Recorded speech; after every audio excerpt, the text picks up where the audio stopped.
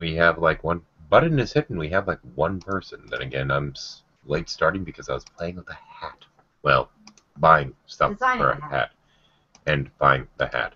I'm just gonna put the damn link in the video itself because like there's nobody, and partially because there's apparently a couple of hangouts that are going on right now in which people are arguing with fundies. Hmm. Let's argue religion some more. Yay! Yeah. Yeah, whatever. I don't know. Arguing with fundies gives me a headache. Yeah, pretty much. I mean, it's one of those. Bye, hi. It's one of those kind of things that. Why do we do this to ourselves? A lot of people in the community go out of their way to go into hangouts that they know people are just going to argue with them in. I don't know. Sometimes it's fun for like the mental challenge. Like I did debate in high school, you know. So every now and again, like I would honestly love to get my hands on Matt Slick if I'm in exactly the right frame of mind and have had time to prepare, you know. Well, I actually got into a talk with Rational Roundtable and oh my gosh, I just blanked on the name. I feel like an idiot. Lasoyo earlier, and they're apparently going to be having Psy 10 on their show at some point. Bergenkate? Or however the hell you say his name? Fruitcake. Yeah, they're going to have the fruitcake on there. Apparently, all it took was sending them a message saying we're Christians and we disagree with you, and Lasoyo and is apparently going to be having Psy on his show. So they can basically argue theology with him, and that I'd like to see from Psy, frankly. I actually watched a thing involving him for the first time today. I've never really bothered with him. I watched I can't remember who did it, which channel it was on, but it was basically the Cliff's Notes version of his debate this previous March or May with Matt Dillahunty. Yeah. And one of the things he said in there just made me laugh so hard was, I don't do Bible study with non-believers. Yeah. But you believe in God. So it should be interesting because you might actually be able to get some Bible stuff out of the man that way. The thing is, I've talked to a lot of... I've talked to... back when I was doing my research pertaining to that passage of Romans that his entire freaking bullshit hinges on. Yeah, everyone believes, everyone knows. I spoke to two people that had a background in linguistics, a couple of proper theologians, and 12 different former seminary students. And they all came back with pretty much the same frickin' response, which was funny. But over the course of this, we're talking about this, that, and the other thing, and they're all doing, for all intents and purposes, Bible studies with an atheist. Yeah. Why? Because they wanted to have an actual discussion on the content. Yeah. And the historicity and what it means and this kind of stuff. Why? Because they know something. Unlike I. Well, that's where the problem lies, is the preconceived notion that atheists aren't interested in having an actual Bible study, right? Like that's the assumption that's being made when people say, I won't have a Bible study with a non-believer. Yeah. No, I get curious and I go, wait, where does it say that? It says that? What? Well, then you can go to G-Man's channel and you can sit there while he's talking about all kinds of stuff it doesn't say. Well, pretending it does.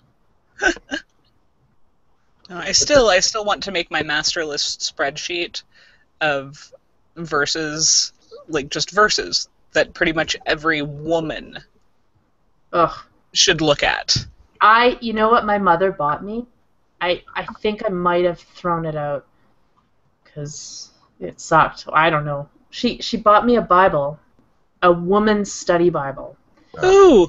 And the whole thing, what they've done is gone through and highlight everything that's like appropriate, like specifically for women, kind of thing. And it's awful. I literally. Oh, it's all the like terrible stuff too? Well, yeah, because the thing is, like, even it's terrible. Because they don't think it's terrible. That's the thing. Like, so the things where like a woman like is made to glorify her husband and to all. Oh no, not that. That's like. But yeah. I know. By the horrible stuff. I mean what to do. The rape and all that. Give your wife an abortion. Like. I know. But what I'm saying is, I'm saying that even the good stuff that they highlighted, was pretty horrible. That's what I'm saying. Like, yeah, it's pretty bad. and but I know mean, there's much worse too. I know. I'm just saying that even the best stuff about women in the Bible to me is still pretty awful. Oh, it's terrible. Because it's all women are property and they don't matter.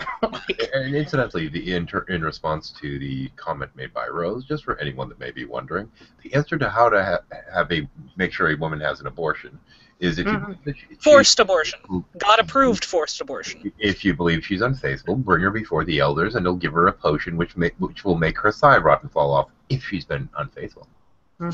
Yep. Possibly, because let's face it. If they're not part of your tribe, then it's okay to cut open the bellies and yada yada. Yeah. But we don't care about that because, different people, different place, different time shouldn't fucking matter in modern context. Yeah. So people that actually go out of their way to defend this are fucking retards. Yeah, but remember, Jesus didn't come to change the law. So every last bit still applies to the Israeli Jews. Wait. Well, the thing is, actually, if you go by what it says in the Greek, with this whole thing, none of these words shall pass on until yada yada yada kind of thing. It's actually that pass on is actually means move forward in time. So it's basically saying, until we move forward in time, we're going to be stuck with this crap. Once we move forward, we can get beyond some of this shit. Yeah, but we get at our door. I don't care about Greek. The reason I want just a single page, spreadsheet to print out is because we get both Mormons and Jehovah's that are it's always a pair of girls. It's always women, like young women who are maybe 17, 18. And I'm like, why are you...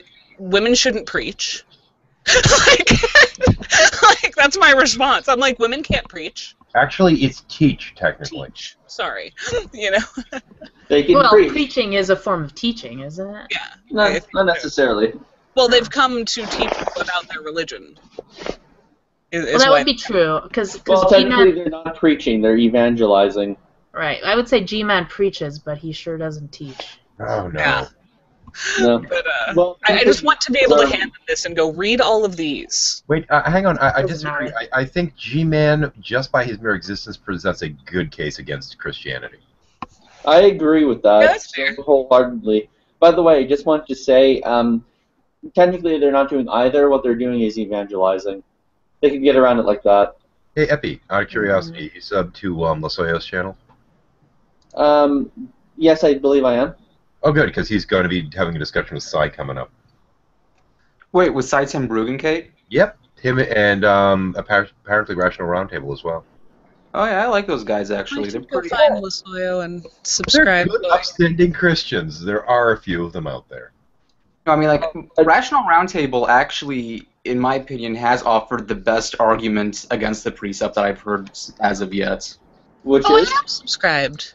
Yeah. Okay. Here's how his argument. It's based. I think I told this one, Epi. It's the one about the fallibility problem. So when he offered the best analogy, basically it goes like this.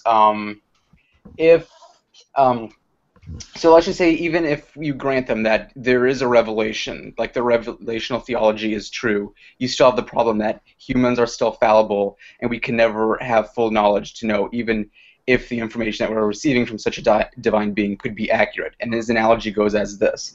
Let's just pretend that there is two computers, Computer 1 and Computer 2. Computer 1 we'll call Computer God. It is perfectly fallible, perfectly infallible, and it does not make any mistakes, ever. Computer 2 we'll call Computer Man. It's about 99% accurate, but it makes a few mistakes every now and then. So Computer 1 transmits information to Computer 2. So even though the information is perfectly clear and concise because it comes from Computer 1, you still have the problem with it being received by Computer 2 because guess what? It's only accurate 99% of the time. You can't know. Here it's starting to get boring.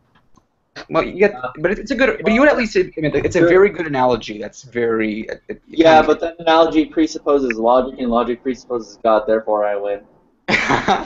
Oh man, I hope I can get in because I just want to take it to Sai, man. No, dude, no. It's Christians talking with Sai about theology. Okay. That's what I want to Christians, see. prudent. Christians. Yeah, I want to see Christians talking with Psy about religion. That's what I never talks about because it doesn't do Bible studies with atheists. That, I'd like to see if what he has in his actual theological book, because frankly speaking, Psy is the least Christian and least religious person I've seen online in quite some time. He's also, I don't consider him to have any kind of actual faith, period. He believes in a book. When did you actually hear that they were going to have Psy on? Just like I was helping him with sound issues. I set them up with virtual audio cable and had to teach them how to do the config so they could stream stuff through the Skype podcast. Yeah. So I was teaching them how to set their sound config for it, and it's a real pain in the ass. I actually had to. Here's my old template. This works if you do it this way, but you have to start it all up, and it's a pain in the ass. You get it. It's a little bit of fucking around with it. Once you get it, you just leave it. Kind of thing. Okay, leave it like this for the broadcast, and then redo it from scratch next time, and you have to do everything in the right order. It's a pain in the butt. I think, personally, I still think that my penile skepticism argument against presuppositionalism is the best one offered so far. So, which one? How does that go? I have a feeling. I'd like to know how that goes too. I can't have hangouts without penises. Go ahead. Penises are important. Alright. Okay, so you know how the presuppositionalists will declare that the unrighteous suppress their knowledge of God in their minds and they're lying to themselves? Yeah. Yeah. Okay, just say that there's a biblical verse in Mark chapter 17. By the way, there is no Mark chapter 17, but in any case, Mark chapter 17 says, "And there shall be a person by the name of," insert your presuppositionalist here, "who will suppress in unrighteousness the fact that he lacks a penis, although he will be deluded into thinking he has a penis, and deluded into thinking other people thinking he has a penis, but really he will not have a penis, and this is something he suppresses in unrighteousness." Mark chapter 17, verses 1 to 5. Now, of course, if the Bible says something, it has to be right. And yeah, sure, there's no way to verify or falsify that to him, but he's suppressing that in his unrighteousness anyway. So he has to conclude that there is a good case to be made that he has no penis. Okay. You kind of lost me, actually, on that one. Yeah. But nonetheless, it is a shuffle, therefore we must have penis for no reason whatsoever. And Just tell the presuppositionalist that the Bible says he has no penis, and if he denies this, just accuse him of suppressing the truth in his unrighteousness. Yeah, but realistically what it actually says is just take a little off the top. Weird, because Kazum kind of just came in right when he was mentioning the penis thing. How's that weird? Oh, hi, Kazum. Hi, how's it going? Hey. And that is why I don't hump dolphins at SeaWorld anymore. Oh, hey, Kazum. Hey, Kizzy, how you doing? Doing good. How about you? Oh, pretty good. Good to see you coming around again, buddy. Yes. Creepy voices are creepy. You're a I'm creep. alone and it's dark outside. Can I? Quick question for Prudent. Do you still hunt dolphins at Marineland? What?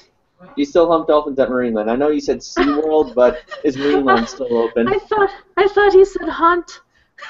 He said hunt. Hump. I said I thought hump. you said Oh, hunt. I heard hunt too. I said hunt dolphins. He said that's why I don't hunt dolphins at SeaWorld. Do the hunt de Hump hunt? with a P as in penis.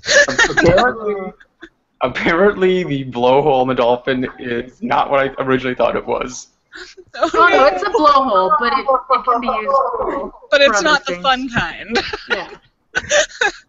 Okay, from now on, this Hangout's official theme song is "My Dick" by Mickey Avalon. Oh, I remember you made us listen to that at Brighton Hangout. That's a messed up song, in all honesty, but I like There's an article on dolphins at one point that apparently after being aired on the news, Comedy Central picked it up and kept running it randomly just for the hell of it. This was years and years ago. Now, in this particular article, they were sitting there, and they're at some kind of aquarium, kind of one of these kind of attractions where you go and they have the dolphin show and this and that. And the reporter in the water to swim with the dolphins, and she's sitting there just being towed along by the dolphin. Think about that for a second. Towed along by the dolphin.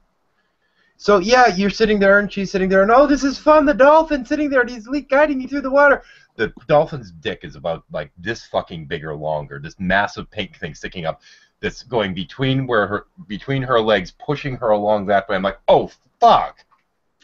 Oh my god! Massive dolphin eruption, going through the water like a shark fin. It's like, okay, there's something I wish I'd never seen, and now I can't unsee it.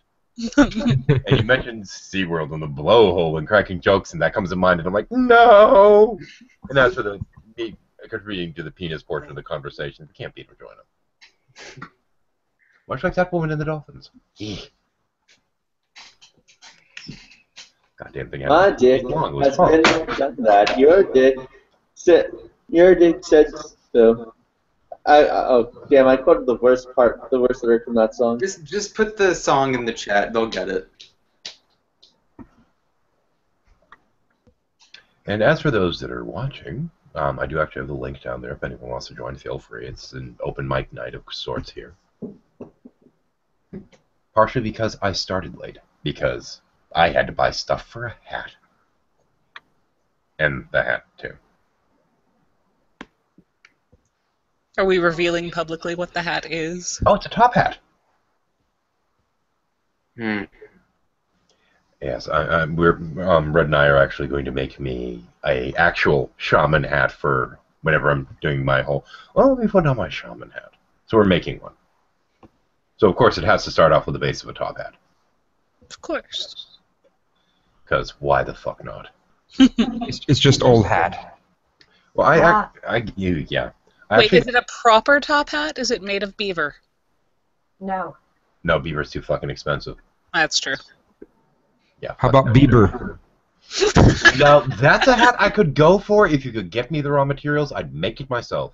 Oh, no, I didn't say that. I didn't say that. I didn't say that.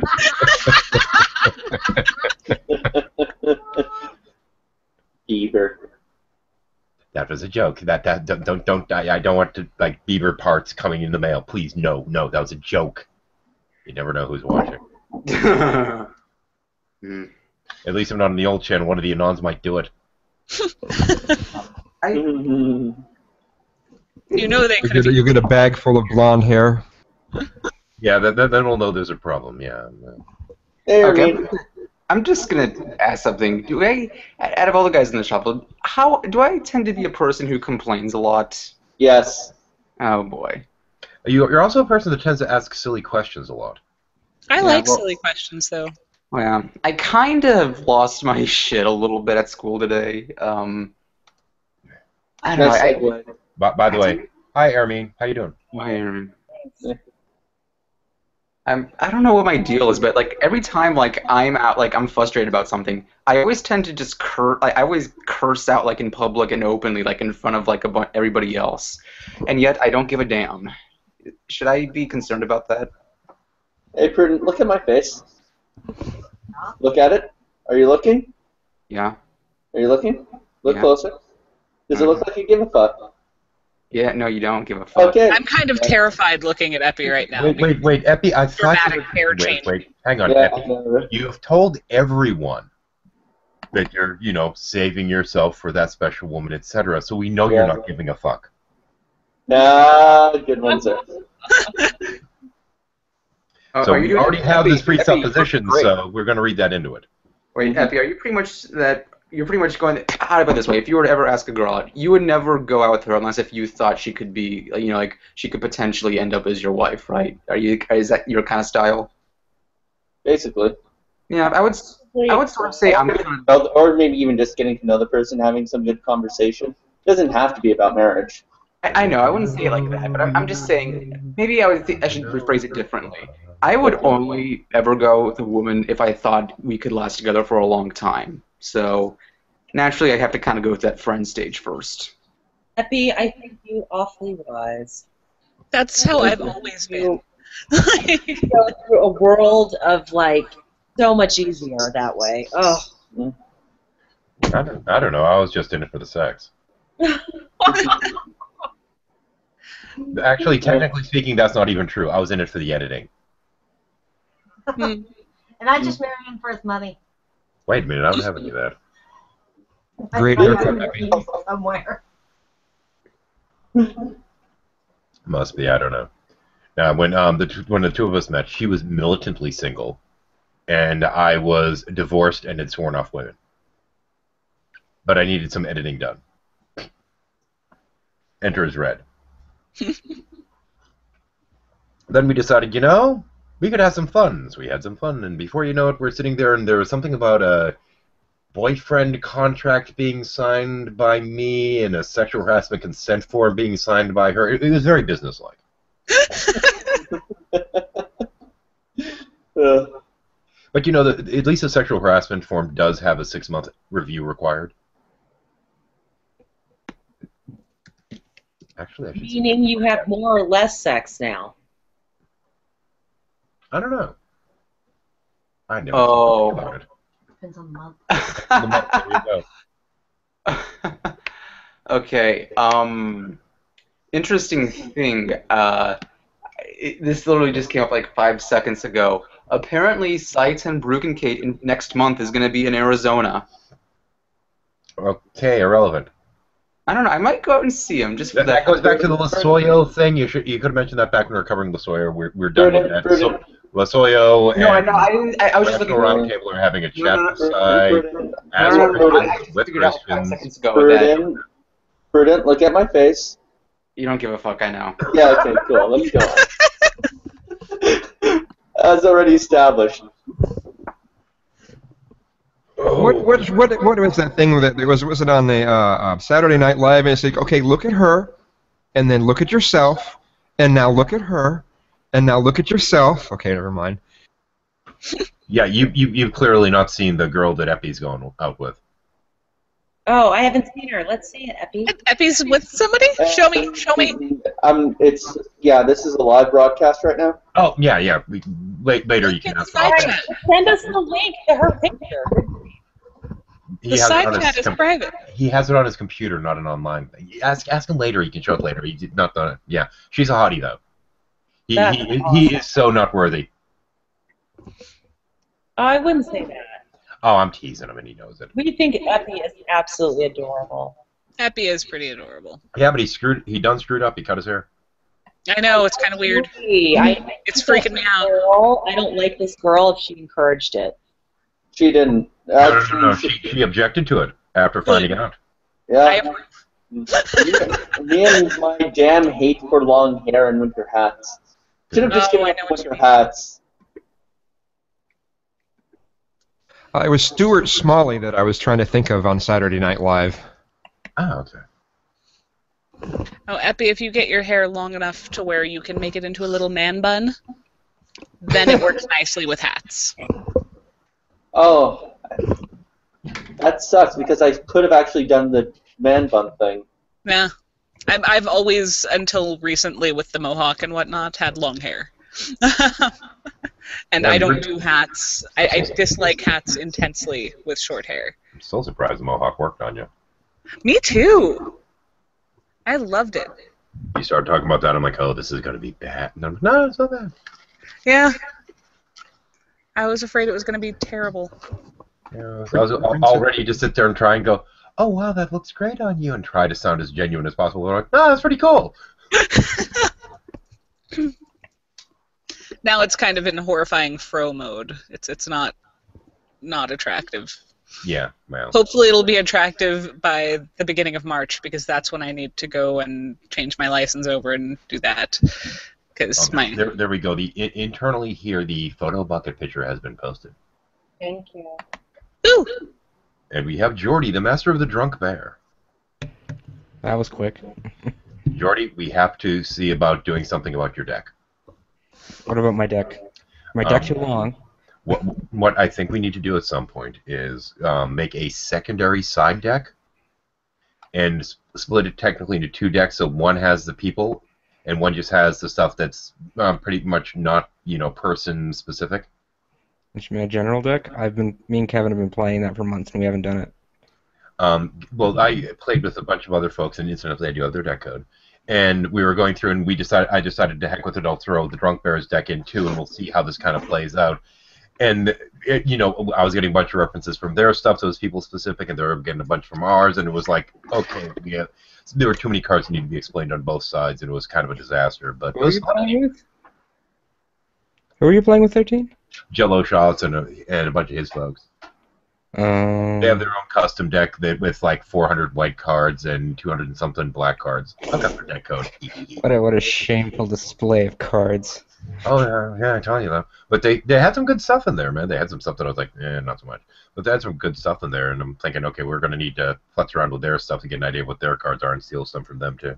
Good thing you figured out how to use the PY's X or Z. I don't know. Yeah. So otherwise, you'd be so up shit creek. If you didn't. It's all good. Well, actually, it's more thank you for giving me the deck code so I could. They were the one running it. The deck code has been in the Skype chat for many, many months. Yes, I know, but it was actually put in there the other day when I was asking so I could actually find it because it wasn't like 18 months ago. You get the joke. I think isn't it in the info for the group? Yeah. Is it? Oh, I never read the title. What are you talking about? Like if you. Actually, was it in the title before I brought it? I don't know. The day I brought it up, was it there? Oh, yes, it is. It's just off my screen. Oh. Ooh, there. Now if I zoom out enough, I can find it. There we go. Yeah, so it is. Yeah, we should do a game one of these weekends. I'm still supposed to see about doing one through one of the big hangouts and airing it. Just stream it out of there. That'd be interesting. It'd save me a lot of editing. I haven't done one live for forever, and I still haven't edited those last 3 that we did like 4 months ago. Oh, shoot. I missed the announcement. That reminds me. I had been putting shuffles up, and I had initially, when I started this new channel, decided that all shuffles would be kept on air. No, I remembered today, while going through my videos, why I had them all unlisted, which is because you couldn't find any of the videos I actually would like people to watch. Mm-hmm.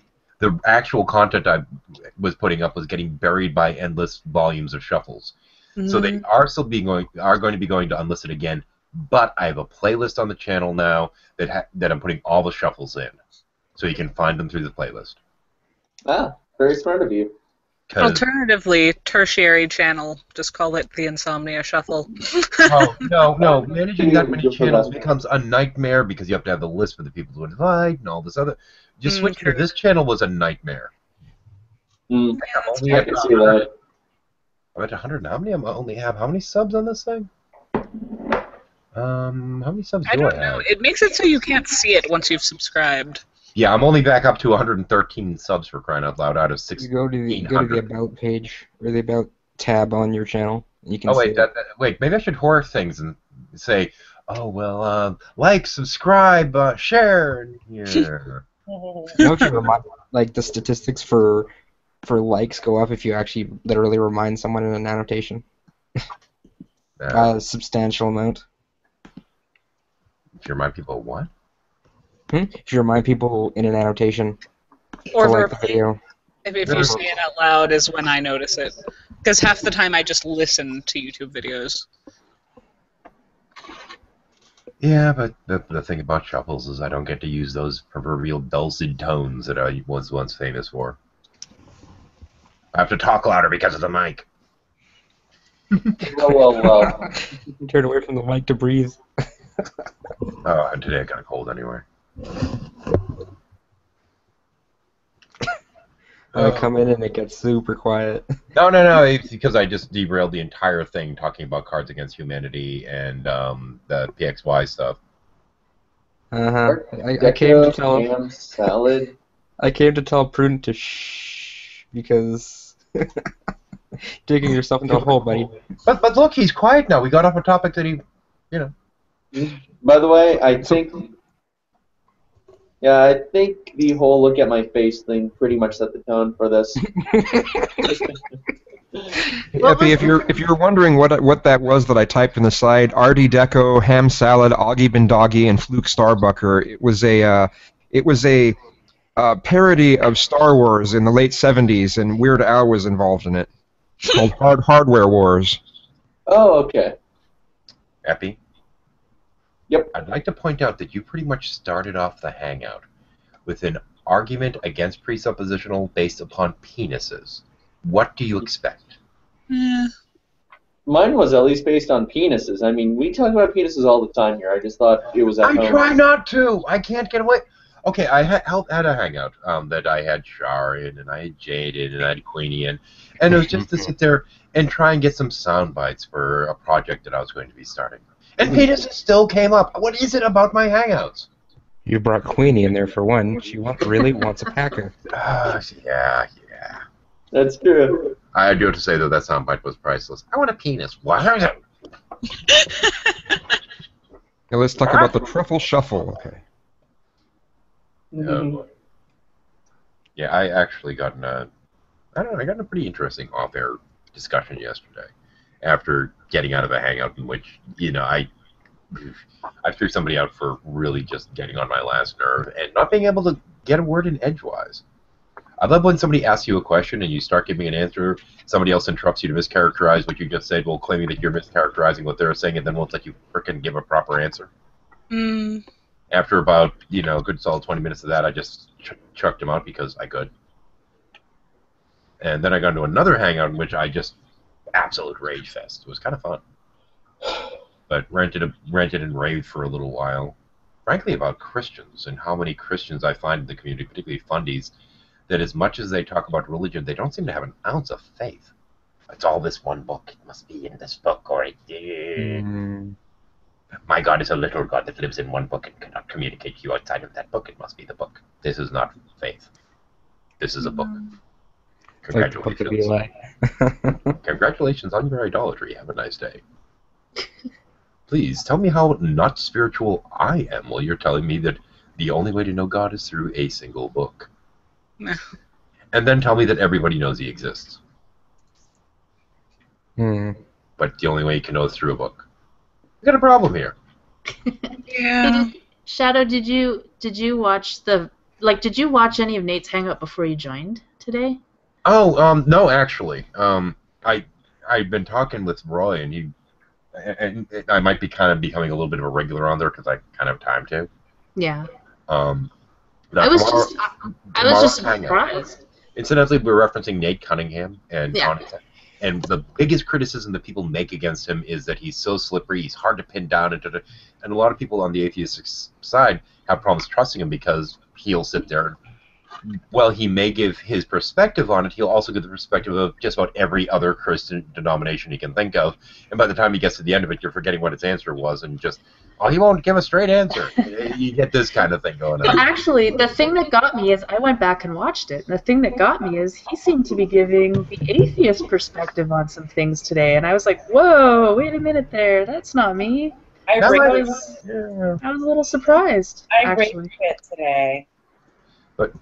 But in any case, right quick. But tomorrow, Nate, and this is what I just want to plug Nate on this one because I know there's a lot of serious detractors among the atheists that, I don't know, because he doesn't seem to get straight answers and he talks in these roundabout ways and this and that. You can't pin him down, and I think he's dishonest.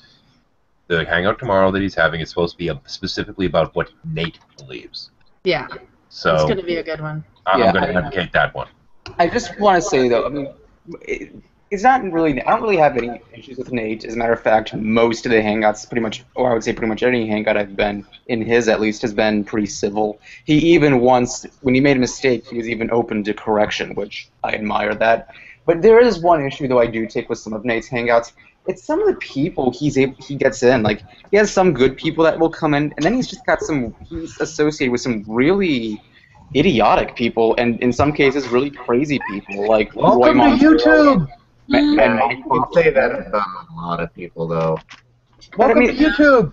But I mean, like, you guys know who Mycroft is, right? He's the guy who thinks that all the Ebola areas should be... Okay, hang on, Prudent. Actually, my intent here was to just simply plug Nate's discussion tomorrow because I think it will be an interesting one for a lot of people. Sorry, as opposed to a 15-minute discussion. Yeah, I was giving a plug just like I gave a plug for Lasoyo earlier.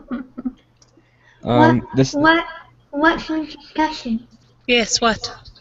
Tomorrow, Nate's going to be having a hangout in which the topic is going to be what Nate actually believes. Ooh. I certainly wouldn't hope that's like a pressure thing from other people. And No, that no, he's doing No, I don't will. think so. Part of it is because he does get criticized because he'll sit there and give these long-form explanations pertaining to what different branches of Christianity believe. And people get, he'll give his answer in it, but by the time he's done answering, because it takes him so long, It's hard to tell. they'll Yeah. forget. Yeah. Well, I'm actually. His answer is like a 30-second answer. It's, I believe in Jesus, trust in Him for your salvation, and that's pretty much it. And then he'll go on and get into the various nuances of how other people would answer the question, and then you forget what his first answer was. And that's kind of the thing because of this. Okay, point taken. Yeah, I'm really looking forward to it because I find him to be a very curious individual because his beliefs are very palatable to me in terms of Christianity. But at the same time, he believes in a literal hell, which blows my mind. So it's interesting. I can't wait to hear. Yeah, I mean, there are certainly things that I disagree with him on. Now, no, me too. I talked to Rational Roundtable for the first time earlier today, and he impressed me, and I think he's really kind of neat. And I've talked to Losoyo several times, and I really like Losoyo. These are two good guys. They're Christians. They're reasonable in the way that they go about things. I have a good conversation with them. And frankly, I find their faith to be, something worth consideration as opposed to, here, I've got a book, kind of thing. I always say that if you believe in something, you should be able to, so to speak your own scripture. Not have to sit there and just randomly, quote, quote, quote, quote, quote, quote, quote. You should be able to speak from the heart, kind of thing. Otherwise, it just doesn't sound genuine to me. Wait, you hadn't. Unless we're talking about politics with Rational Roundtable, then it's a totally different issue. Oh, yeah. Oh, he's a blowhard libertarian, just like me. Love that guy. Anyway. Just like me. And so you admit you're a blowhard. Oh, we all. You know what? And I take no fucking shame in that, man. Okay, I think it's looking like I'm giving a small amount of feedback here. I'm seeing a little dot come up, so I'm going to have to switch to headset. Yeah, I think it's you. I'm seeing that little dot come up, which it's either that or re-enter the Hangout, and I'm not taking the chance of not being able to get back into my own damn Hangout. Yeah. I was suspecting it might be you. Yeah, it is. I've been watching it kind of. Let's set. That's wireless. There we go. Red's asleep, so it's not that big a deal. Ah. And there we go. That should fix it. Yep, did. Cool. Okay. But in any case, these are guys that I can have a decent conversation with, this and that. But we agree on enough things that it's hard to get into that kind of mindset that you're sitting there and you're trying to challenge some of the assumptions and this kind of thing. I can do that with Nate. Yeah, well, but that's what I mean. Today, I really wished I'd been in the Hangout at the beginning because he said a lot of things that I really. I don't know. It was pretty objectionable. Not in a bad way. Just stuff that I definitely would disagree on, and have my own opinion about. But I was kind of surprised by that because usually I find him pretty agreeable. Yeah, my usual joke is that Nate's superpower is the power to agree to disagree. Yeah. No kidding. I went to a hangout today for Idol Smasher, and where he went through Genesis 2, and he looked at it from a Jewish perspective, and I had to say that was one of my top 10 hangouts of all time. Oh, yeah. Because it wasn't debate, it was just discussing it, and people were, I think it's called Noachide, or whatever. So they're all not Jewish, but studied various aspects of the scripture and different perspectives, and it was so great to look at something as simple as God versus Lord God and why that meant something different. And I was just like, hallelujah, because I was praying so much to have somebody study the Bible with somebody who could tell that versus there's two types of people in this world. You know what I mean? If I had one more conversation like that, I was going to die. Yeah, I actually normally in Hangouts I try to be fairly composed and this and that, but last night on Xbox's channel I kind of lost my shit a little bit, quite frankly, because I'm sitting there dealing with this dogmatic group of Christians that were in there, and I'm talking about this specific group, of course. And they were monopolizing the conversation, and I'm like, come on, let's let the other people talk. And they kept going off topic onto the stuff that they wanted to talk about. I'm like, well, we were supposed to have a topic here, guys, and there's like 3 people that haven't been able to talk. Sounds like Madness, Mayhem, and Charity. You know, it finally got to the point in there that I got fed up, and I actually booted somebody because, frankly, I couldn't have given them a warning if I wanted to, but beyond that, they were just irritating me, and had been for an hour, and I'd been, giving them chance after chance as far as I was concerned, but Oh, that's anyway. okay. I've done that shadow before. Sorry. But yeah, I ended up getting, when I actually start pulling out the what is a god, that means I'm annoyed. There was, never mind, maybe I shouldn't bring it up. Okay, fine by me. Move on. People just don't like it when I talk, right? But the thing is, every once in a while, though, you get in with every once in a while you get in with a good group that you can sit there and have a really decent talk. But in terms of things like Jewish studies and this and that, one of the best people I've run across on here would be Gabrielle. I don't know if you've met him or not, I mean. Oh, yeah, I love him. He's pretty awesome. But he's just such a good person. Oh, yeah. Well, I mean, you want to talk about the notion of walking the walk and talking the talk? Guys, Gav. Wait, Epi, who was the only person that caused Gav to lose his shit? Who was it? I think we talked about that one time. Who was it? Pillbox. Oh, Pillbox. Pillbox can cause anyone to lose their shit. Oh my god, yeah. Pillbox is the only person that has caused me to lose my shit. Pillbox. Wow, that's amazing. Keep in mind, Jackie, I out of all the people in this entire Google Plus community, I live closest to him in real life. How do you think I feel? Well, okay, see, the thing is when I say lost my shit, I mean, like, he scared me, like, in a sense where he just came in to hang out and he was suddenly very, verbal Boxy. and very loud, and it freaked me out. Well, Yeah. Jack, I'm sorry if you feel that way. I can't do the Pillbox impersonation. If I only had the sunglasses. What is it about him? Because I haven't found him to be bothersome at all. Oh, he gives me a headache. Asshole. Yeah. Has he ever called you an Evotard before? Hang on a second. The thing is, when he's in a room full of people with somewhat similar beliefs or what have you, he's generally pretty good. When you get him in a conversation about something like music or this and that, he's perfectly fine. The problem is, when he gets into a room that has a good amount of atheists in it, he sometimes gets into this like hyper-apologetic mode in which he's just frankly obnoxious.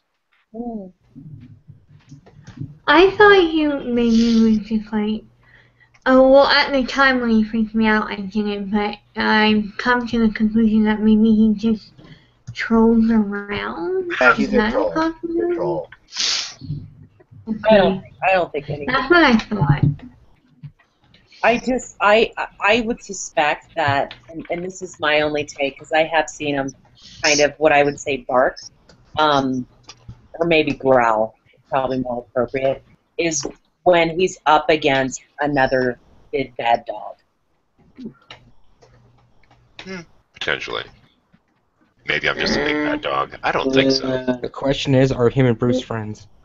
I mean, after all, the I don't wolf is supposed to be know, a spiritual He teacher.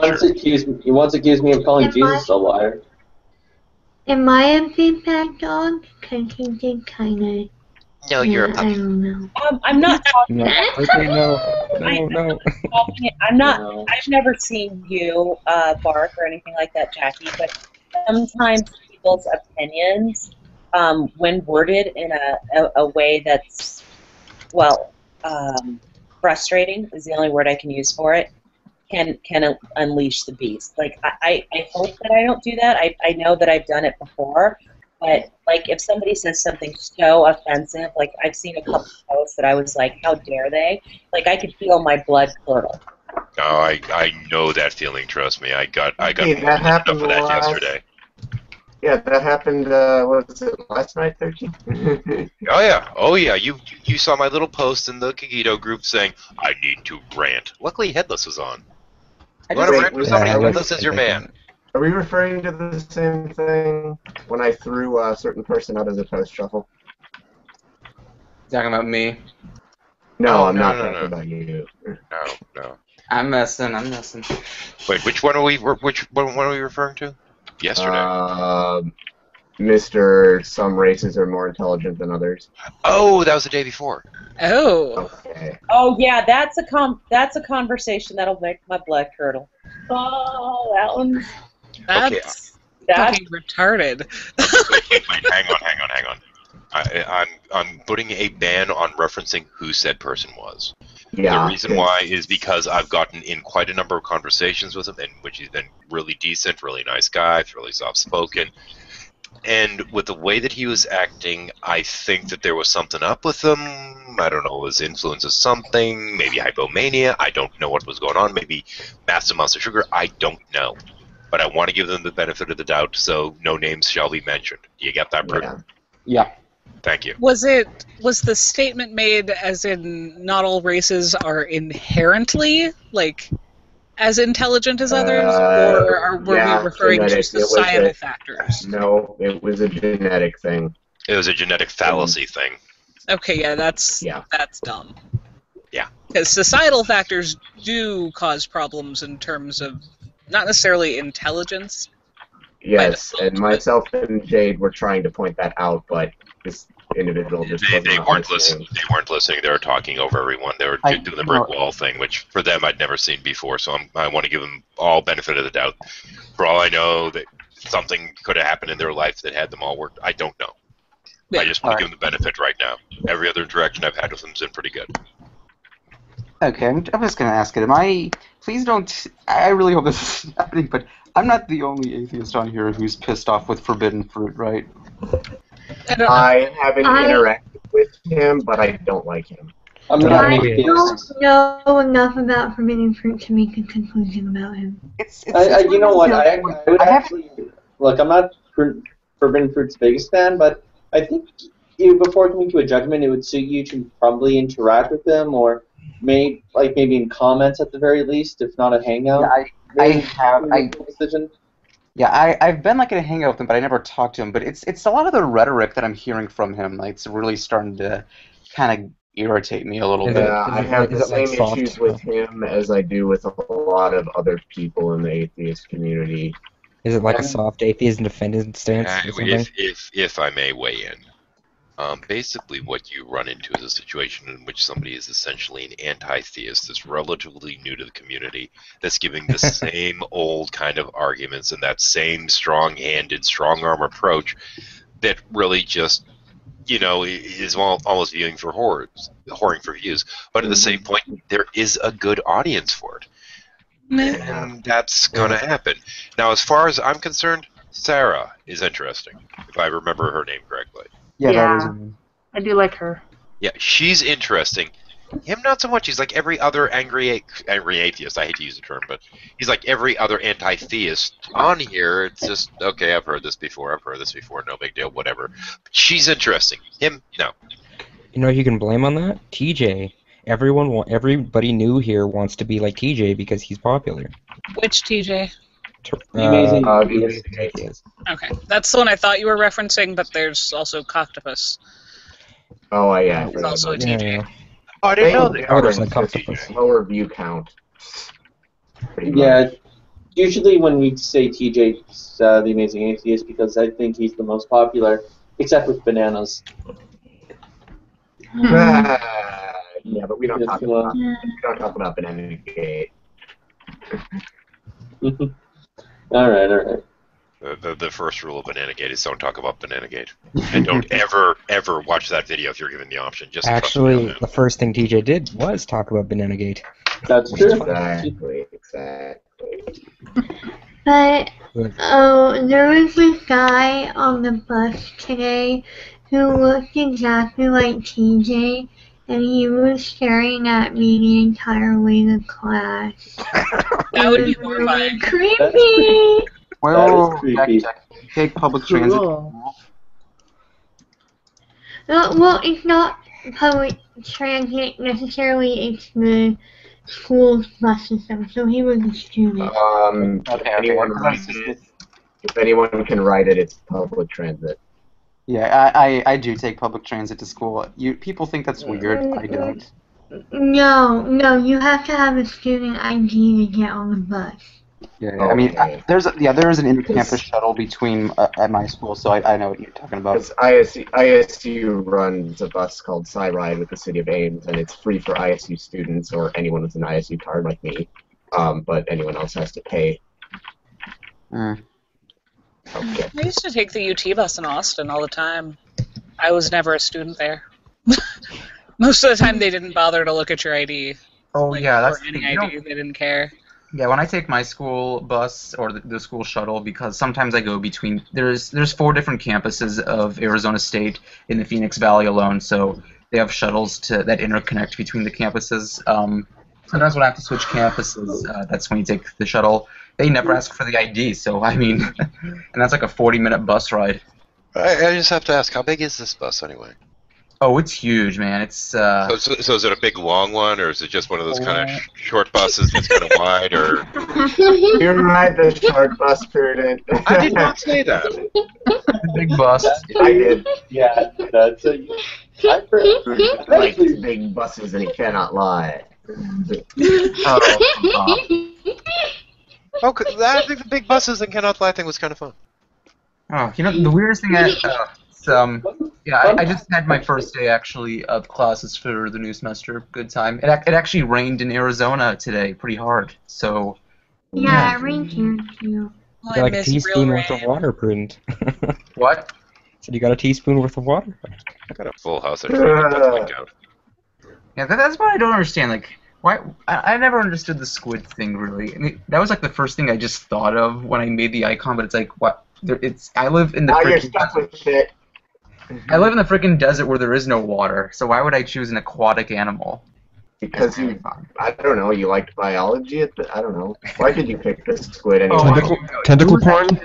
I had to do a project like in 6th grade, like on an aquatic animal, and I had to do the squid, so that kind of stuck with me. Oh, that's interesting.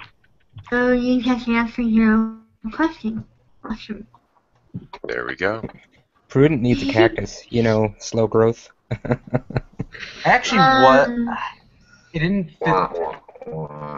I guess it's too late now, but I was thinking of temporarily changing my icon to the Jesus Charlie logo, but it's kind of too late. Then everyone's going to confuse you with everyone else who has that.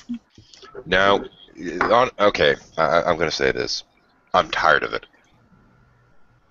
I understand it's a topical, I understand it's a big deal, but I'm tired of the constant going back and forth about it. Oh, man. Pourquoi? Because you have some people sitting there saying, well, not all Muslims that are like this, but there are so many people that are just being pissed off and throwing every person that may be Muslim or not, or even look Muslim, under the proverbial bus over this. Yeah. I watched hold on. I mean, it's not necessarily that, I have an issue with all Muslims, but if you do look at Did I say you? Okay. Well, Prudent finish his point. I want to know where he's going. Go ahead. I just wanted to say that, if you polled the European Muslims, I mean, they do support more violent rhetoric than maybe more westernized Muslims. I mean, at least Muslims that live in America. You know why? Why?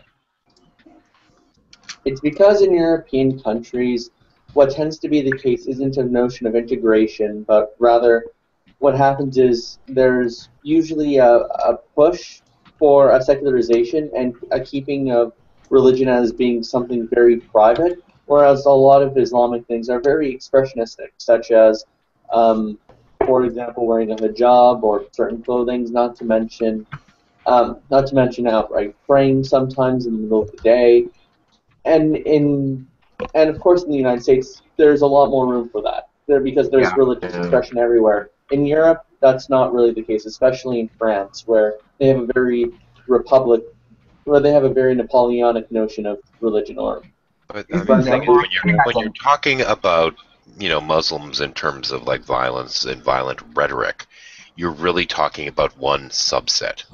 Mm-hmm. I know. You're talking about one section of this one particular group. That's it. Most of them are pretty decent, and a lot of these people going to these other countries are refugees as it is, in one manner or another. Oh, just want to add one more thing. Yeah, that's another point.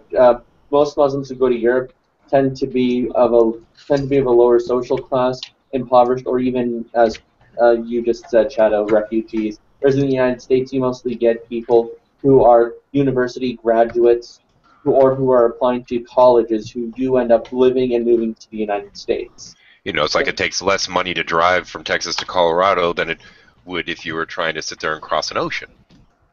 Oh yeah, I mean, don't get me wrong. It's like I think there are a lot of Muslim students at my school because I mean my school is about as multicultural as it gets. That's kind of what we have a reputation for. And I hung out with a lot of them, and they're pretty cool guys. Like I usually hang out in the student union. I play a lot of ping pong with them.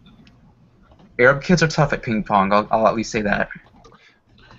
But the thing is, whenever you start painting an entire community with a broad brush, I mean, when you're talking about Muslims, you're talking about roughly 1.73 billion people. Yeah, I know. Now, if you go to World Pop, you're talking virtually almost 2 out of 6 people. I'm just scared It's of like a third of the population of the world. I'm just scared of Europe doing any type of ethnic cleansing or thinking of any group in that manner. I'm just writing for another world war because of it. Well, my concern is that if there were such a thing, it'd be because of the rhetoric in our country that it would get started. Yeah. Aren't there people in our country that pretty much want to bomb Iran right now, like as a preemptive strike? Yeah, it's called members of Congress. That's the problem. It's fucking retarded. Republican. All sorts of bizarre things. Arizona scares me. I don't want to go there anytime soon. Oh, come on, Arizona. Yeah, it's nothing to do with the climate, Prudent. It has to do with some of the weird laws that they've been passing pertaining to like immigration and what have you. Like how certain brown people might have to take around their passports. In Arizona, I'm sorry. I'm sorry. In Arizona, I was just reading laws that passed where certain books, they threw them out of the classroom because they weren't, what was it, Catcher in the Rye? I mean, all sorts of books that I just went, oh my goodness. Oh my God, they're banning a shit ton of books now? Yeah, that was last year. That's absurd. They were like, if you don't have your papers and you look like you could be Hispanic, somebody could call the cops and send you to an ICE prison. Oh, wait. I got to point something out, though, just for fun. This was a number of years ago, but it's worth mentioning. There was a gentleman that got really upset and went after the school for a certain book that was being read, and this guy tried to start a movement to ban the book, which resulted in hilarity. It was Fahrenheit 454. Yeah. Wait, 451. 451. Yeah. That is pretty funny. I need to reread that. I love that book. Good book. We need to ban and burn a book about banning and burning books. Yes. I think that book is largely why I am so vehemently opposed to banning any book. Any. I don't give a fuck what it says. Something that should be pointed out, though, Fahrenheit 451 is actually not about censorship. It's about really trivialized culture. I know it's about a lot more than that. It's not the fact that certain books are banned, it's the fact that reading in general is banned. Yeah, it was about limiting knowledge is what gets me. Mm-hmm. Yeah, and this family's entire objection was because there were Bibles on the book burn pile. Oh my. That was the entire center of their objection. But just want to mention one thing. Nowadays, you don't need to burn books. People barely read them anyhow. No, reading's having a resurgence amongst like teens and whatnot. I'm Yeah, kind but of happy. Big time. A lot of it's digital, mind you. You see people burning iPads and tablets.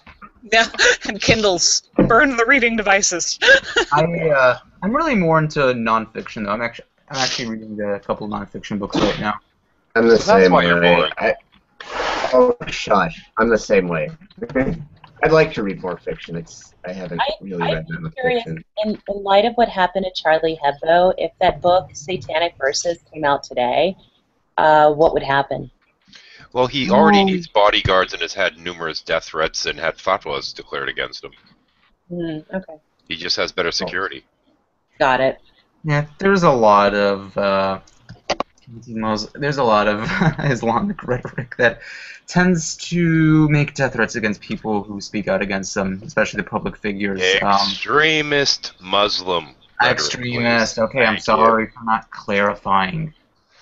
All we need to do is get Johnny in here and have him go off on Muslims for an hour. Well, but fair though, Shadow, I feel like you're trying to be a little too PC right now, but it's fine. Okay, hang on a second. Right. No, hang on. Prudent, you're a bad, horrible person who wants to kill all Christians because of Stalin. You found that funny. But I'm still never gonna get used to people calling you Shadow. Oh, and also, Prudent, you're immoral because you don't have God. You're trying to really pull this up. No, I'm illustrating a point, and you know exactly the point I'm making. Yeah. Also, you're racist against Mexicans because you're from Arizona. Yeah. This is in essence. And you're racist because you're white, and you're misogynist because you're male. I mean, this in essence is what you're doing. You're painting with this massively broad brush. All right. Sorry, I never said all Muslims, but okay. I also not all Muslims. But if you simply say Muslims, that's how it comes across, man. All right. I'm sorry. Extremist Muslims who that's better. You kill people. Those are the ones who are making the. Do you think there's a hangout going on right now, halfway around the world, where they're going off on Americans? Most likely, yes. Probably not a hangout, but I don't know. It might be. Okay, back. Come on, Kevin. You know how many Asian hangouts there are. After normally when I'd run the role-playing games, I don't normally do a shuffle or anything like that. One night I decided to for the heck of it, and I called it post-game hangout. What I didn't realize is that elsewhere in the world, there was a soccer game. And somebody saw the name of the video and sent a whole bunch of people from, what was it, Peru or something, to basically spam the heck out of my channel. I was getting like 2,000 messages every couple of minutes out of like 500 people watching. Really? Wow. It was ridiculous. By the next morning, even though I turned off comments and deleted the original video, I still somehow had, what was it? It was like 23,000 spam comments. Why'd you delete it? No, you should have done. You should have figured out how to put turn ads on. You would have made bank. No, I wouldn't have actually. Why not? You probably would have paid $2. No, they were commenting with bots.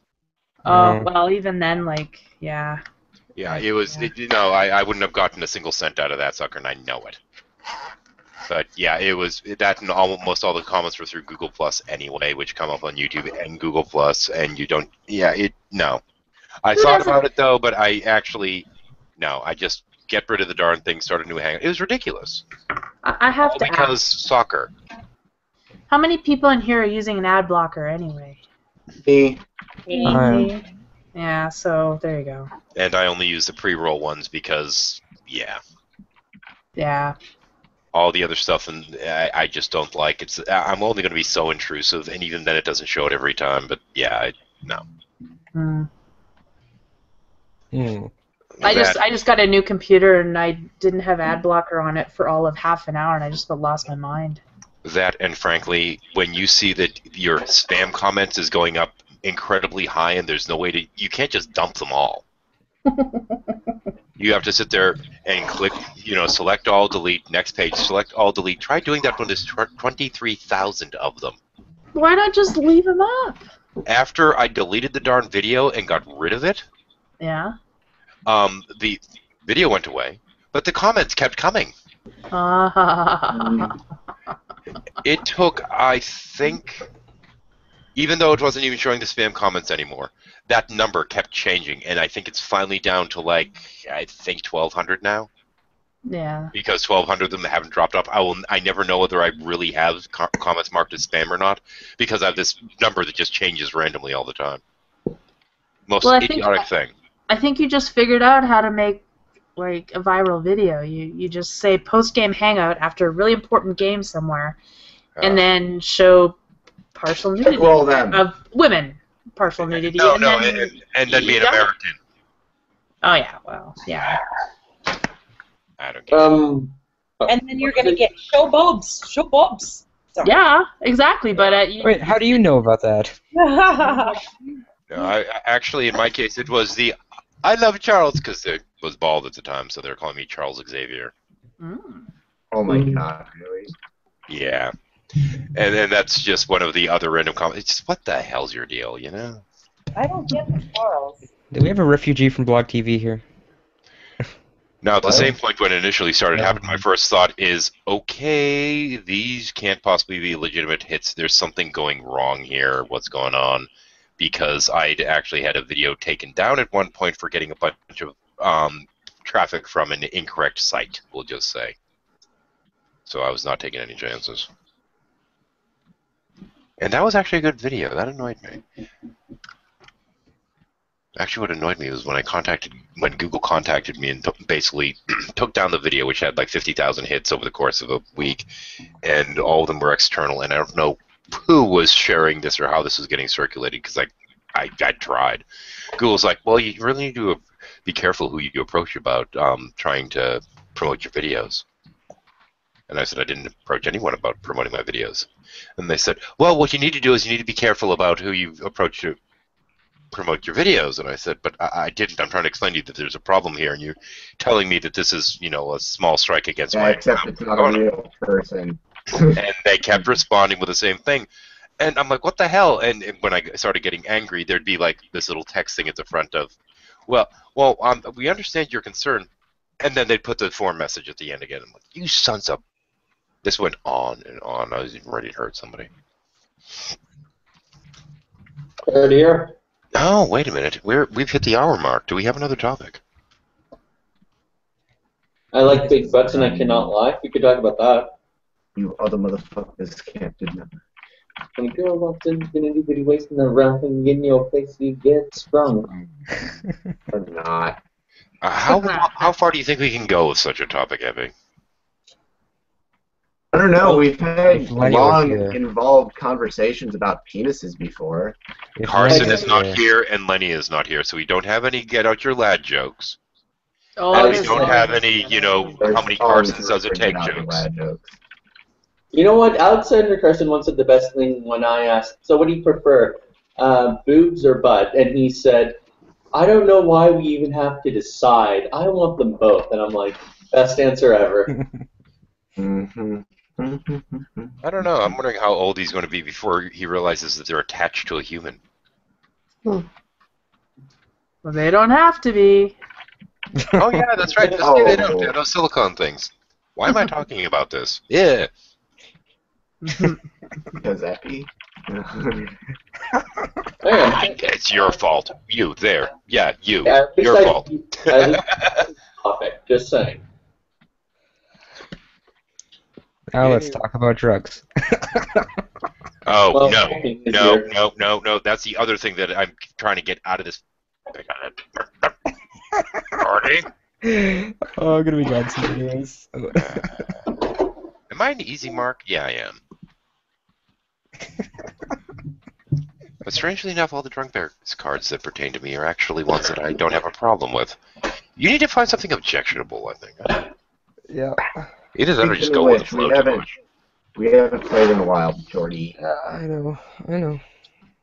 Yeah, we were on him on about that earlier, as well as me trying to get him to split the deck into into two different decks, one which is more general and one that has pertaining to people. I did tell him you and I had that. So if we're playing with other people that have a deck, we can, pull in a deck that doesn't have all the group specific stuff. I might do that if I get. Do you want to? There's some cards in there that should probably just go because they never really get played. No, that's the thing. Like, you need shit cards. You don't need like perfect good cards all the time. Oh, Well, I mean cards that really are hard to play in like almost any situation. So yeah. A couple of those, but at the same point, we might need to get rid of the one that has to do with what it would take for you to finally lose your virginity, Kevin. No, we're leaving it. It's original. There are a few outdated cards. Well, do we have a Jackie card to play opposite that? Mm. Anyway. Jackie lowers her standard. She's not. Oh! What? Zing! Oh my god. Hey, well, Yeah, how's it going? Don't mind us. And if he gets a woman, he becomes so funny. But I'm not going to explain why. Anyway. And What? if he gets a what's woman, going then he on? becomes amazingly funny. I burned Kevin. No, you What? didn't. I have 3 other people who laughed that would beg to differ. Wait. You what, Kevin? It's about standards being lowered. No. The joke was made that in the Drunk Bears Against Humanity deck, that we should probably take out the what it would take to get Kevin laid card, and then the comment was made. Well, do we have a Jackie card to play opposite that? And then Jordy said something about you lowering your standards. No, Epi did. I didn't say that. Oh, sorry, Epi did. I'm sorry. No, I actually didn't find that funny. I found it a little insulting. Sorry. Little Kevy's offended. Nah, roll with it, man. That, You know where we're playing. Well, yeah, Well, I mean, you're only saying he sucks as a dude.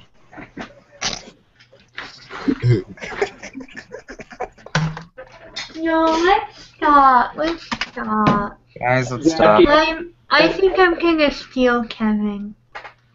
Okay. So, we're out of here. Bye. Aww. I guess I'm being stolen. I guess so. Epi, you're a piece of shit. Why you have to always instigate stuff? What? Instigating shit. I know, right?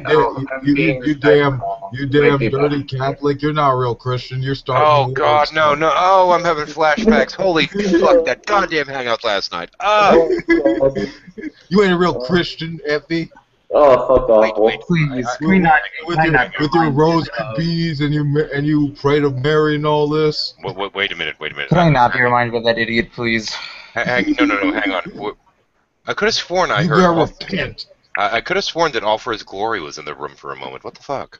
Oh, I don't know. Actually, in that hangout, it was the administrator who was bringing that shit up. To his credit, All for His Glory wanted to move away from that topic because he thought Actually, you're right. I stand corrected. You are actually correct. All right. But by the end of it, All for His Glory was the one that I kicked the fuck out the room.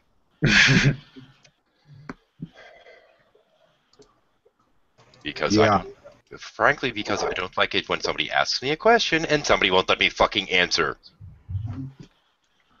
By the way, do you think Kevin was seriously offended by what I said? Because I say things like that to Prudent all the time. He might have been. I don't know.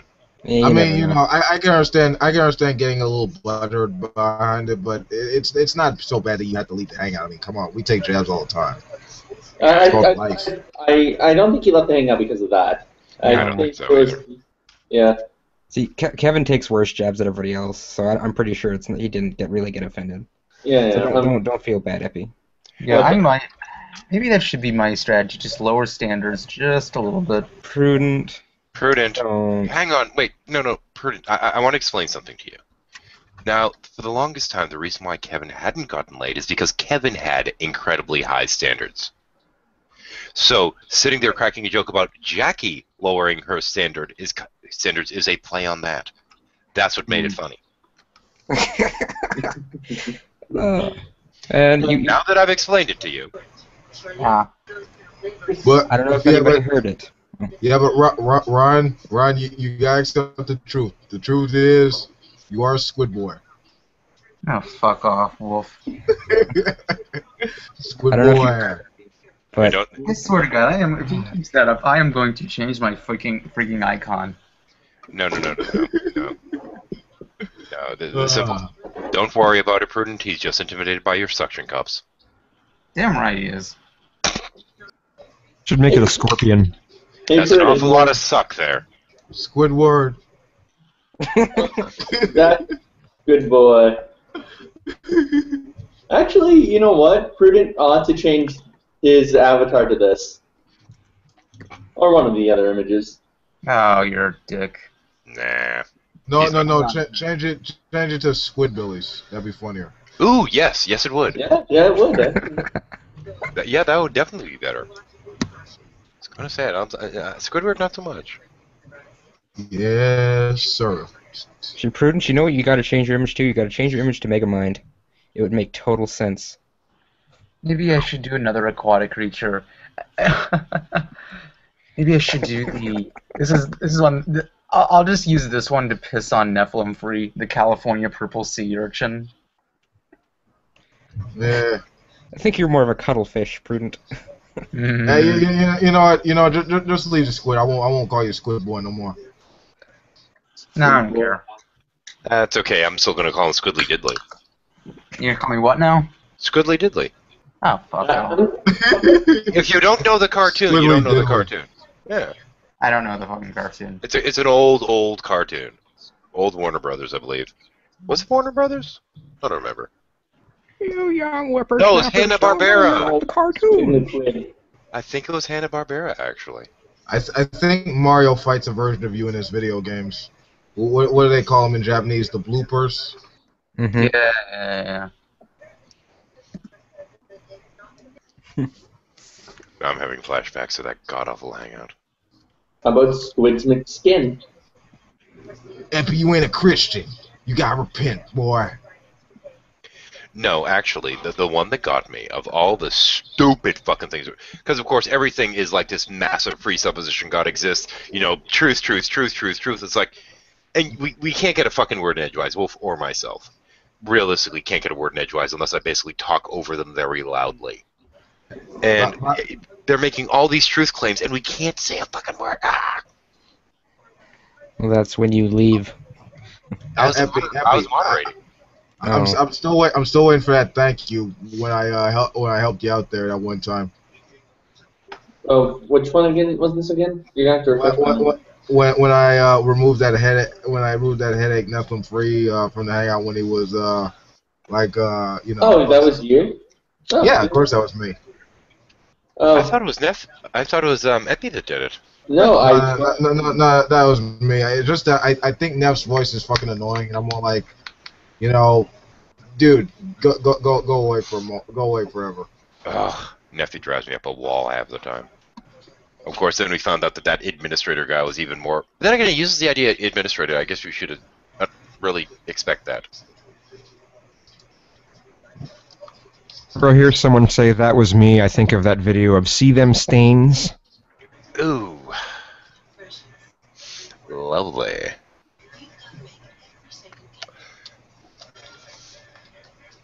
Yeah, that was just not pleasant. No. Oh, I'm sorry. I'm talking about yesterday's hangout.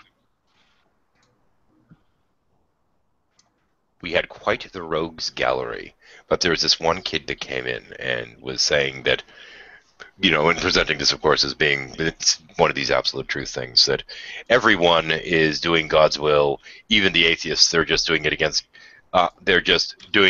their will. And, well, do you want to stop doing things against your own will? Then how about you repent and become a Christian? It's like, oh, are you fucking kidding me? Was that Fritz? I don't know. He had this little gold round thingamajig for his icon. Yep, that was Fritz. Fritz is annoying. He's the one who. Oh, I remember he started reading from the Book of Revelations, and the one about the Whore of Babylon. He was like, "Do you know what this is, Epi?" I'm like, "Who's what? The Whore of Babylon. Do you know who it is?" And I responded by saying, "Your mom." You have a heart, you get double damage. Well, at least you didn't say Lyrical Orion or something like that. Wait, you were saying Neffy drives you up a wall. Who doesn't he drive up a wall, though? That's the thing. Neffy. Surprisingly, there is a way to take him on and irritate him back, and it was actually J.D. Kane who pulled it off. What you have to do is you actually have to ignore him, and what you have to do is interrupt him, and you have to be as obnoxious as he is. That's how you defeat him. Quick question. What state does Nephilim Free live in again, if anyone knows? Mississippi, I think. Oh, I thought it was a state of denial. Oh, Mississippi. Actually, that's pretty interesting, because I heard a story that came out of Mississippi. It was about an escort who can't get down from the wall. Ooh. Man, No, Epi, you're on point tonight. Wait. I have to back up what Ryan said in right quick. Like, yeah, that is the only way you can actually deal with someone as obnoxious as Nephilim Free, because he'll talk over you. He'll take what you say out of context, and he will go on this long ass diatribe of something that has nothing to do with what you're saying, and that's just the only way you can keep the conversation consistent. Is just state it clear and say you don't care what he's thinking, honestly, about. Yeah, and I had 4 Christians pulling that crap on me last night. God, that drove me nuts. Yeah. Who else has really driven me up? Oh, Arcane Logos, man. Like, it's fun to talk to him because you never know what new flavor of stupid he's gonna come out with. But damn, like sometimes his ignorance sometimes pisses me off, especially if he tries to pull shit on me. You know what he told me recently? What? He told me that apparently mermaids exist and the government is just keeping it under wraps. Oh boy. Actually, I'm sorry. Stop. He never actually said that, but it's totally believable that you would believe me when I said he'd said that. Yeah. Epi, you liar! You are non-Christian. Oh, incidentally, just somewhat for the record, since this is a shuffle and I do have Epi and Wolf both in here. You wanna know why I actually kicked All for His Glory the fuck out yesterday? Why? Because he's sitting there doing this whole read the book and you'll know God, read the book and you'll know God bullshit. And when I sat there and I made my I am that I am joke in response to what they said to be a snarky pain in the butt, he referred to me as Popeye and then had no clue what the reference was from. Well, I don't know. He pretended like he did after I didn't really. Oh, after somebody else said what it was after Yeah, I had asked him directly, I and he was dead silent.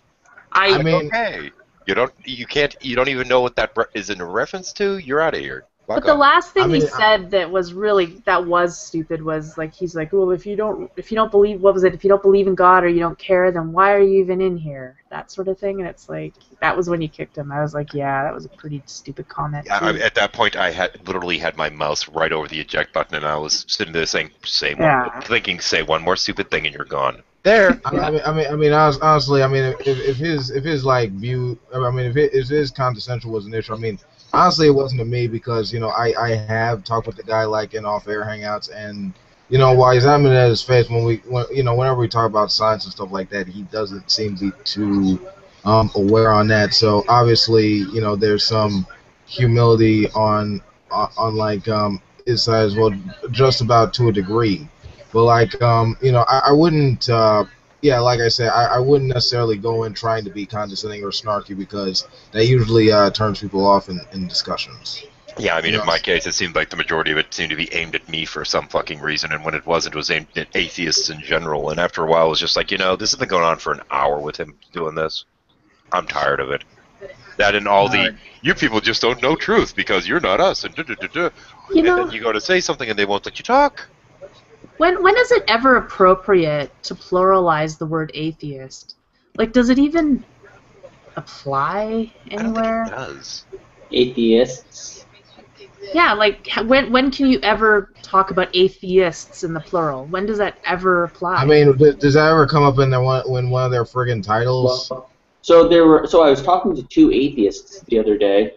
Well, I guess if you were talking about something that was specifically on the topic of God, that might make sense. But how about this? Atheists all lack a belief in God. How about there? That might be true. Man. No. Char's Char. I don't know. I don't know. It just seems funny because whenever you hear it on YouTube, it's usually wrong. Like, atheists say, or atheists believe, or atheists are, and it's always a generalization, and it's almost always wrong. Yeah, I was kind of vetting the concept the other day. So, I'm talking to Eric Hovind tomorrow. That's pretty cool. Oh, that's. I want to take that asshole on. No. Dude, that does not sound right. What you just said. Okay, wait a minute. Since only the wolf comes up. You want to take that asshole on? Well, hang on. What are you gonna do? Are you gonna penetrate with your tentacles? Ryan? Wait. Serious business. Wait. I've been plugging random shit tonight, Wolf. Wolf King. Is your channel Wolf King, and is that where this discussion is happening? I think it's most likely gonna happen on Creation Today. On Creation Today, okay. Yeah. Are you going to be able to get clips to show, or is it going to be on the Creation Today channel?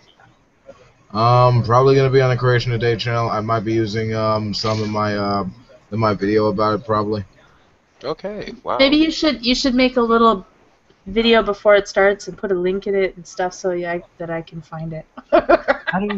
How do you get to even talk to Eric Hovind? Like, how do I? I talked to like this one particular YouTuber that he sort of stays in contact with, like talks about like YouTube and stuff. Like he married to Pal Talk, I believe. What was her name? Jordan Rivers.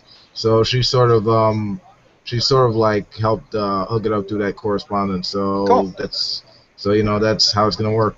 I think we're gonna be talking about like presuppositionalism, probably evolution and stuff like that. It's gonna be fairly interesting, overall. I mean, I'm not gonna lie, I was honestly, I mean, ever since like my first like official quote unquote like online debate with like a theist, aka G-Man, I obviously wanted to step up from the hunchbacks that listen have at YouTube. That's why I stepped up to some of that that have at least a semblance of academia within them. That's why I talked with Epi about the supernatural through that debate. You wanted to deal with a hunchback that's not just on YouTube. Yeah, well, at least at least Epi looks like he developed some bipedalism at least. Yeah. Yay. Oh, I was talking about Eric Hovind being the hunchback. Sorry. Oh yeah. Well, Eric Hovind, yeah, he's he's hunchback with frickin' snake oil, By the way, I think I can meet Eric Hovind tomorrow for a theist hangout, which is kind of nice. You're also going to meet Eric Hovind? I'm going to try to. Do I detect jealousy in Prudence' voice? Yeah, I really want to just... I either want to meet Eric or Sai and just have a little fun, maybe... But was it about the assholes? A little bit of wine. What? Or... Few roofies. That's actually the thing, in case I already mentioned this earlier, but Saitsam Bruggencade actually is coming to my home state next month, so... Maybe some cocaine? Oops, sorry, 13. It's actually going to be like a precept conference at like a local church. I'm not sure if they're going to let, the skeptics in, but fuck it, I'll give it a try. Friend's a good Christian boy. I might just have to pose as a Calvinist, and then, like, if they ask for questions, it'll be like, oh yeah, that's... Here, we're also going to test for gay while we're here. No, Prude, do like a southern accent. You got blend in, son. Yeah, how about I not do that? And this isn't like trying to get the White House. It'll be funny and satirical, it. But you're not a good actor, so no, obviously.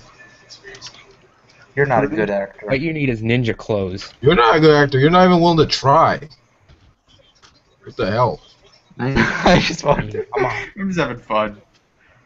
Squeal like a pig for me. Squeal like a pig. Okay. Try to walk back into it. How the hell with it? Yeah, but I mean, that scene is horrible, but it's also kind of funny just by the way the hillbillies act. That squeal. Whee! Alright, I gotta go, guys. I gotta go tomorrow morning. Take care, Britain. Later, Britain. Later, Squid Boy. Oh. Okay. Yeah. So anyway, where the hell did I put those rails? I seem to have lost them again. Fuck. Oh well. Yeah, I wouldn't say that. No. I think there's somebody that sneaks into the room and hides the rails whenever the shuffles start. And the weird thing is, I think they might look just like me. Anyone remember 12 Oz Mouse? 12 Eyes Mouse? No. That show about that mouse on Adult Swim. Oh, I've seen it Haven't 2 or seen 3 times. I remember what it is now. No. Yeah, I like that one. It's like an acid trip. Yeah, it is. Let's see now. Well, since we are currently at about half size, I'm going to repost the link in the comment section. Feel free to join if any of the viewers want to. Isn't that what the Numinous is kind of like an acid trip? Like what? Yes. No. What were you saying? Like what is? The Numinous. Numinous. Yeah. I don't know what that is. Alright, man. Well, I mean, that's more or less personal experience, isn't it? Like, Epi, wouldn't you say that? What is? The experience of the Numinous. That would be a personal experience, right? Experience of the Numina? Numinous. Numinous. What's Numinous? Having it's a sort of strong religious or spiritual quality, indicating or suggesting the presence of a divinity. Oh, okay. Correct, Shadow. Yeah, that would be an experience. Yeah, that would be equivalent to a psychedelic experience. That's one of those weird words that I know how to use it, but yeah, try to nail me down on a definition. Yeah. I'm saying that could. I mean, the experience of the Numinous can be replicated with, through various things by secular means and or also. Yeah, and or by psychedelics. Okay, just because you. Alright, but just because it. How do I phrase this? Just because in a particular instance it could be replicated with natural means does not necessarily entail that in a specific or other particular moment it is supernatural in source or origin. No, that's not what it's. We're talking it's a spiritual thing. That doesn't necessarily denote supernatural. Yeah, that's what I'm saying. Yeah, but I'm saying it can be understood. Sorry. Okay, fair enough. Alright, that's fair enough. Yeah, I'm saying it could be understood through human experience. Non-religious people aren't, necessarily devoid from that. Fair enough. Yeah, I did a video a while ago in which I was trying to reclaim this word spirituality because I don't like the way religious people have decided to co-opt it and claim that it's just theirs. Say with Numinous. And even without like any religious background or any religious doctrine or any physical psychedelics, you can replicate these things. It just takes a lot of mental training to do so. Yeah, I've been thinking a lot about biology and self-organization. Right? It seems that there is some sort of there's some sort of like extension of an identity outside of like matter and energy. It's sort of like what you see in a human in terms of like the cells, like the billions of cells that are just produced by just the contents produced by natural selection. It's sort of like a reflection of the universe in that we're talking about something like a collection of local interactions that come together that produce something that it produces a whole that is greater than the sum of its parts. It's sort of a reflection of the external reality that we're all a part of, and how we come about it through conditions limited by space and time. We are a way the cosmos can know itself through human beings. We've decommissioned natural selection, and now it is through us we decide for ourselves what we choose to become. Were you reading from Deepak? No. No, actually, this is far from a Deepak thing. This kind of notion has been throughout all kinds of different media and throughout varied views in history and what have you. And one of my favorite science fiction shows actually had a little bit of the "we are the universe trying to figure itself out" thing. Babylon 5.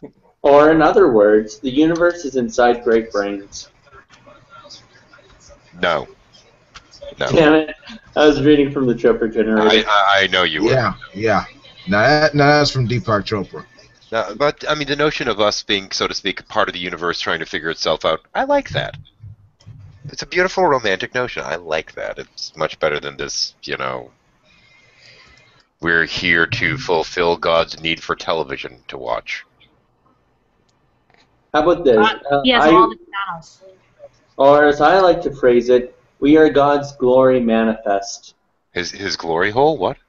His glory manifest. Yeah, his whole glory, right? His glory hole. I just reversed the words. It's okay. Does God have to watch commercials? Why do you? But only when they put on television. God does. All right. God is timeless. He doesn't see things in terms of a passerby just watching the television. For him, the past, present, and the future are all in his presence in simultaneity. And how do you know this?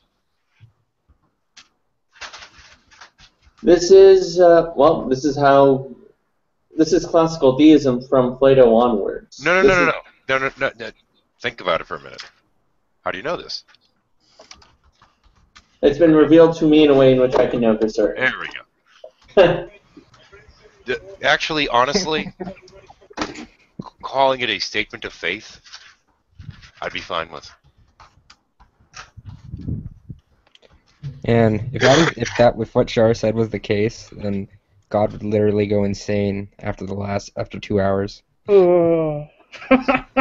That and see, here's the thing: if you were aware of time, okay, if you're beyond time and you know everything within time, I mean, it would kind of be, I mean, somehow that runs in line with inherent contradictions at some point.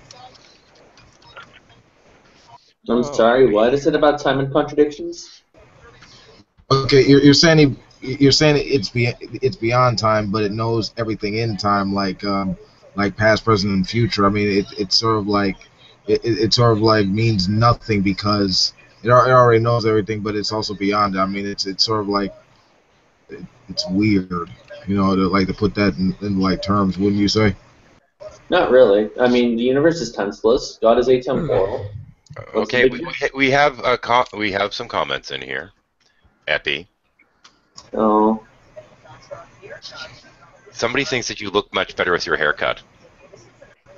Thank you, pretty lady. It's not a lady, is it? I don't know. Might be. Well, whatever your gender is, thank you. Also, once again, the link has been posted for anyone that wants to join. We've also been joined by Roy. How's it going? We actually plugged Nate's show earlier, like 5-6 times. You can do it again in a moment if you want to. But we've also gotten a question in it. Do you guys believe in the Big Bang or that God created the Earth? Well, the majority of the people in this room, minus Roy and Epi, don't believe in God. So that's kind of an easy answer. And I would say that's a false dichotomy. You could believe in both. Well, there's also there could be a third answer too, though. There could be, you know, we don't know how it was created, and we could say that, well, Big Bang is a one way of looking at it, but there could be something else that we haven't thought of. Yeah, but the thing is, the second part of that is obviously ruled out by kind of default there. I'm confused. What are we talking about by the Big Bang? The expansion of the universe? Because can't we all agree that happened? Oh, maybe we can't. Never mind. Thought we were talking about orgies. Well, no, I mean, like, the fact, the Big Bang isn't an origin, though. Like the Big Bang doesn't talk about. I know you did. I'm just saying, like, God would have come before the Big Bang, wouldn't he? Like, well, now I'm thinking about orgies. There is no before the Big Bang. Say before the Big Bang is like north of the North Pole. I'm talking about before like Planck time, is what I mean. Because Big Bang, we only know up to Planck time, and there's also nothing exists. Again, I would state that nothing existed before Planck time. Hang on. I don't know that. That's an assertion. Stop. Well, just saying, there's also the possibility that maybe there's some way that it actually never started. It's just a continuous thing, an infinite sort of expansion that's never actually had a start. Yeah, for sure. When I was a Christian, I believed God created everything with age built in. So I believed that he created it as if it had, you know, done the, like, evolution had happened and the Big Bang had happened and all that stuff. But he just sort of poofed it into place as if that had happened, and you wouldn't be able to tell the difference, and we weren't supposed to be able to. That's what I believed. Now, there's a lady after my own heart. Hi, everyone. Hey, Roy, how's it going? Hey, it's going good. We are a good ways into this, and I did promote Nate's show tomorrow earlier. Would you want to do it yourself, Roy? You're kind of his co-producer there. Yeah. Tomorrow, for those of you who know Nate Cunningham, that's hard to say. Come on, check us out tomorrow, 2 p.m. Eastern. And if you're following Nate, you'll see the link posted, or you can just go to natecunningham.org/guest, and at the bottom of the page, there's a link. It'll be to get into the room onto the panel. I'm going to be interviewing him for about 30 minutes, 40 minutes or so, and then we're going to open it up to the panel to ask him further questions and dive deeper into what Nate Cunningham actually believes, because there's a lot of people saying that Nate doesn't believe like a Christian should believe. So we're going to put that questioning to bed tomorrow. Sounds good, Roy. I'm looking forward to it, and I'm hoping that I actually have my butt in gear and manage to get in there to participate a bit. Awesome. Appreciate it. If the phone doesn't start ringing at 7 a.m., I might be there too. Awesome. We'd love to have you. I dare say, I hope your phone does ring at 7 a.m. Oh, that's money. That's money, right? It is. Yeah. That's true. That's hard to turn down. Otherwise, you might have too many squirrels in that hangout. But yesterday I did a 12-hour workday, so I feel like I'm covered school. for a while. You deserve a break today. Oh wait, I stole that one, right? Yeah. I usually, I have months where I only do 12 hours of work the whole month. I did 12 hours yesterday. That's a lot for me. Well, I'm just joining you guys, and I don't know what you guys have covered or not, but I really enjoyed what Star just said, because I do absolutely read into my Bible that God created everything mature. I mean, everything. But then, isn't it fair? Who's doing that? Dan, can you please watch it with the chips? You're kind of loud with that. But isn't it fair then, Roy? Isn't it fair then to say that we can still examine, the science is there. So he created it not only with age, but with the science intact, so that we can analyze it as if it happened naturally. And that's okay, right? Because I don't think there's any analysis needed. I don't think we need to fact-check God. Anybody who fact-checks God... Oh, no, hang on a second, though, because... Maybe I'm misunderstanding. Well, no, but without understanding cosmology and the expansion of the universe and things like that, how would we ever understand things like relativity and the science that helps us advance, right? So shouldn't we try to learn everything we can from the natural world? Oh, absolutely. I'm not saying don't do that. No, everything that's knowable to us humans, we should know, and if we don't know, we shouldn't lie about it. Oh, no, sure. I'm just saying, it's fair, though, to, say the Earth is 4.5 billion years old, even though it might have been poofed into existence 6,000 years ago. Well, that's like saying when God put Adam together, how old was Adam? Here's the thing: it's along the lines of if the universe was created 5 minutes ago and we had all the memories from our entire life, yeah, it would still appear as if that wasn't the case. And we could still talk as if yesterday my car, ran a red light or something.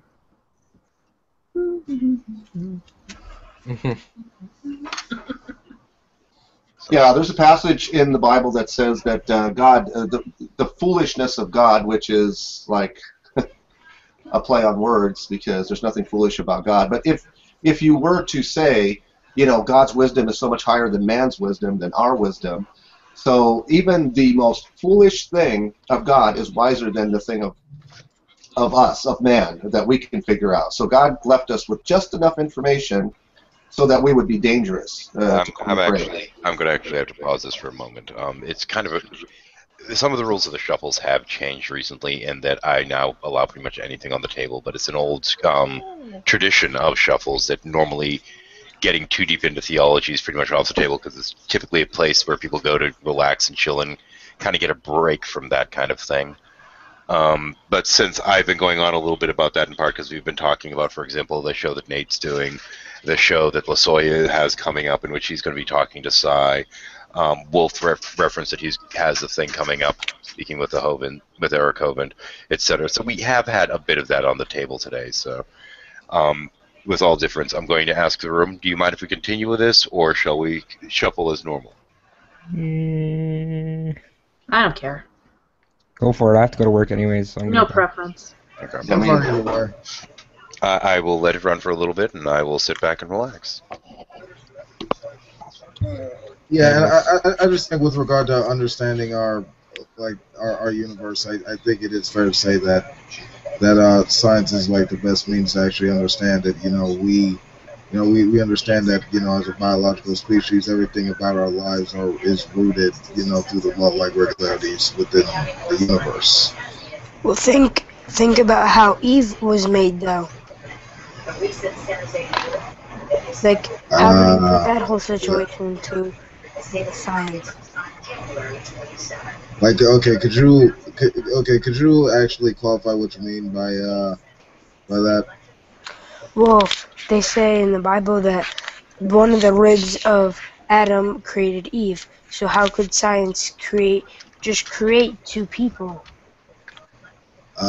It's not about whether or not two people were created. I mean, it's not even that's not even what it's about. I mean, that story is irrelevant to the actual scientific data because as far as what we know of our species evolved, through descent modification and gene variation. Science can't tell us how the origin of the world and the human race started, but it can measure what's already here, right? Because that's what science actually means, is that you can measure what is seen. You can't measure what is not seen. Well, that's not true. So you're saying... So you're saying they could explain like the biological community we have right now, but not the origin of life. Is that what you're talking about? Yeah, science can't tell you what the origin of anything is. Well, hang on, no. That's certainly not correct. That's debatable. Yeah, very it least. is. Okay. So how can science tell wait, you that Adam and Eve how does science tell you that Adam and Eve got onto planet Earth? I just want you to answer that, because if you can't answer that, then see what I'm saying? Hey, wait, Roy, there's a problem in that statement immediately in the utterance, pretty much, which is that you're starting with a stipulation that there was, strictly speaking... Exactly, that's what I'm trying to tell you, is that science can't measure can't tell you what the origin of anything was. Roy, hang on, no, you're not... okay, I don't want to talk past you on this. I don't want to talk past you on this, Roy. You're saying, how did Adam and Eve get here? Unless you're going from, everything in the Bible is true, you don't have that Adam and Eve. You don't have two people just getting here. It's kind of like me asking a question about... Actually, I don't want to phrase it that way because it always comes across offensive. But, it'd be like, how did... Well, let's pick another mythology. You can't get Adam and Eve in science. That makes... Yeah.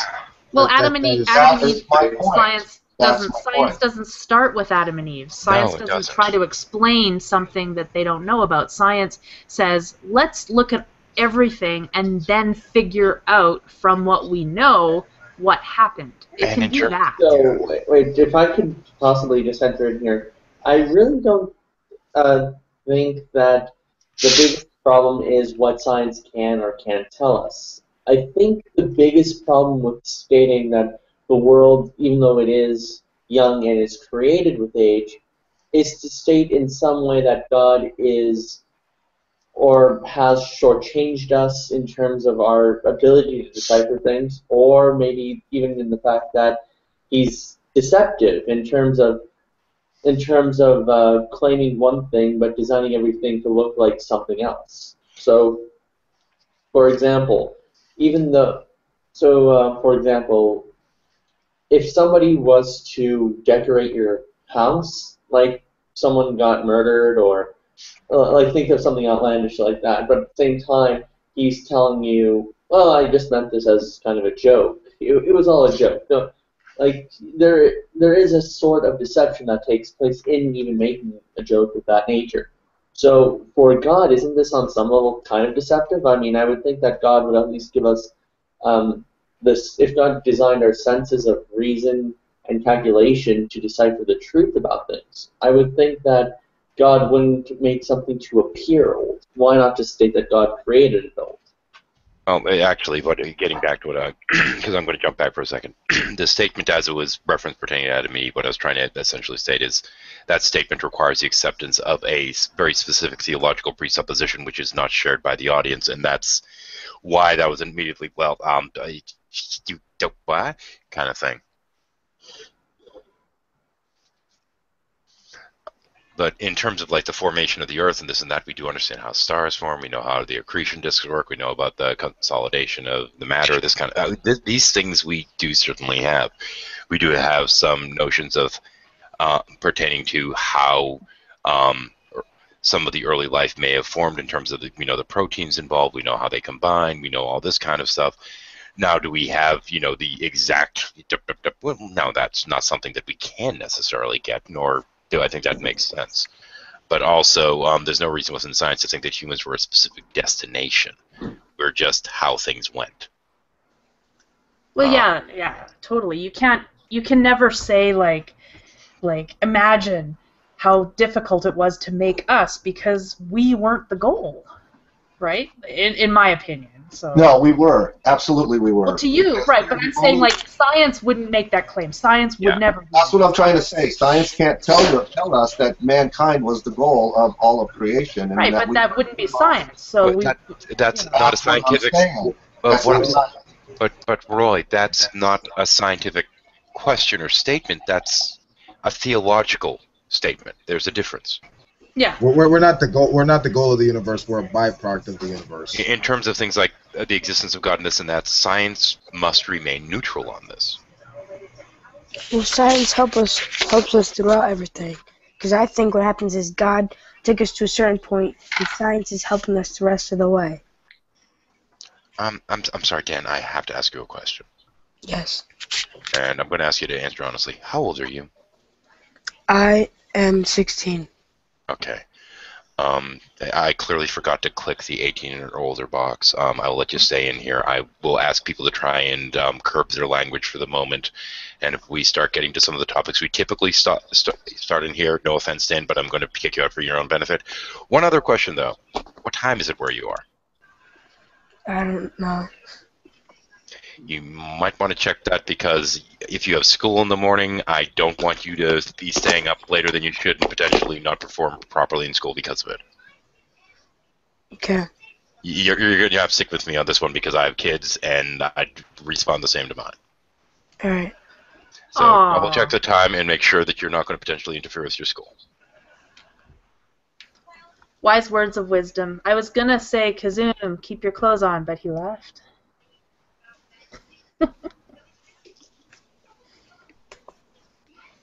Okay, anyway, sorry, Roy. Yeah.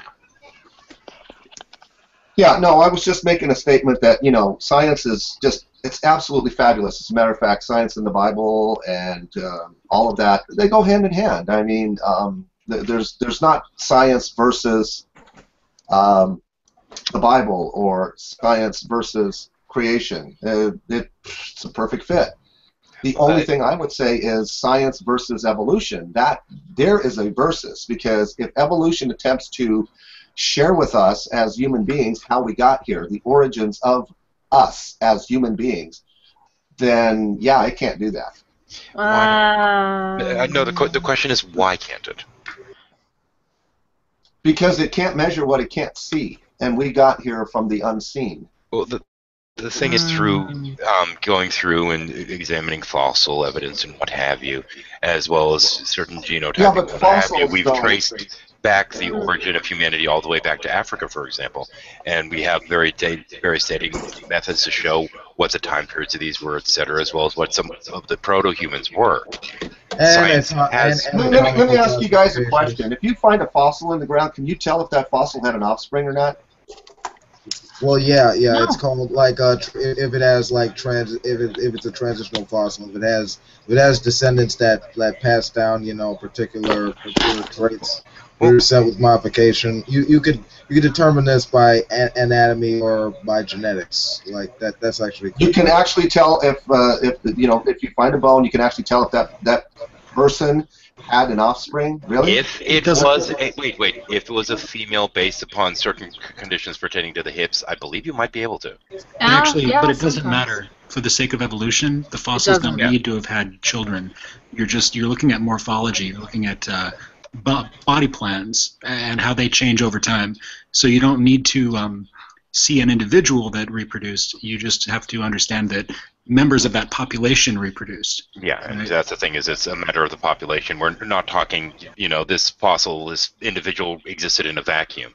It had a predecessor. It inherited various mitochondrial DNA from its mother, et cetera, and whether it passed that on, every other member of its group, its clan or what have you, would also have that same mitochondrial DNA. Evidence in science for how Adam and Eve got here, and why don't they share what they found about the Great Flood, which only happened like 4,400 years ago? I don't understand. There's nothing to share. They haven't found anything that would validate a flood on that time frame. They haven't found. There's no way through population genetics that you could have a single breeding pair, which could result in that.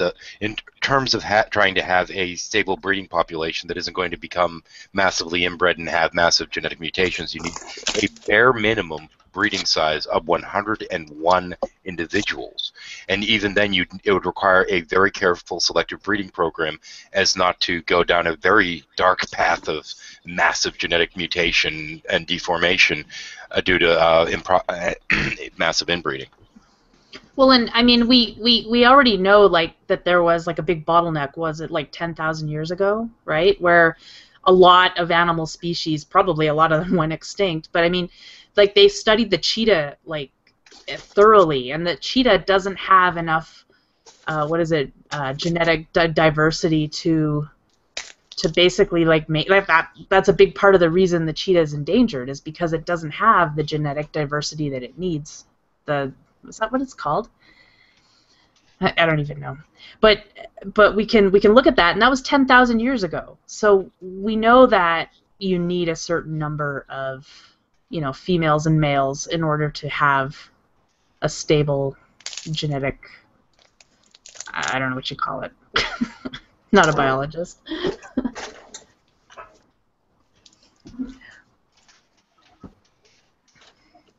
I want to ask Roy a question though. Yeah. Do you, when you say you have to see it, if there's a crime and they dust for fingerprints and they find fingerprints, right?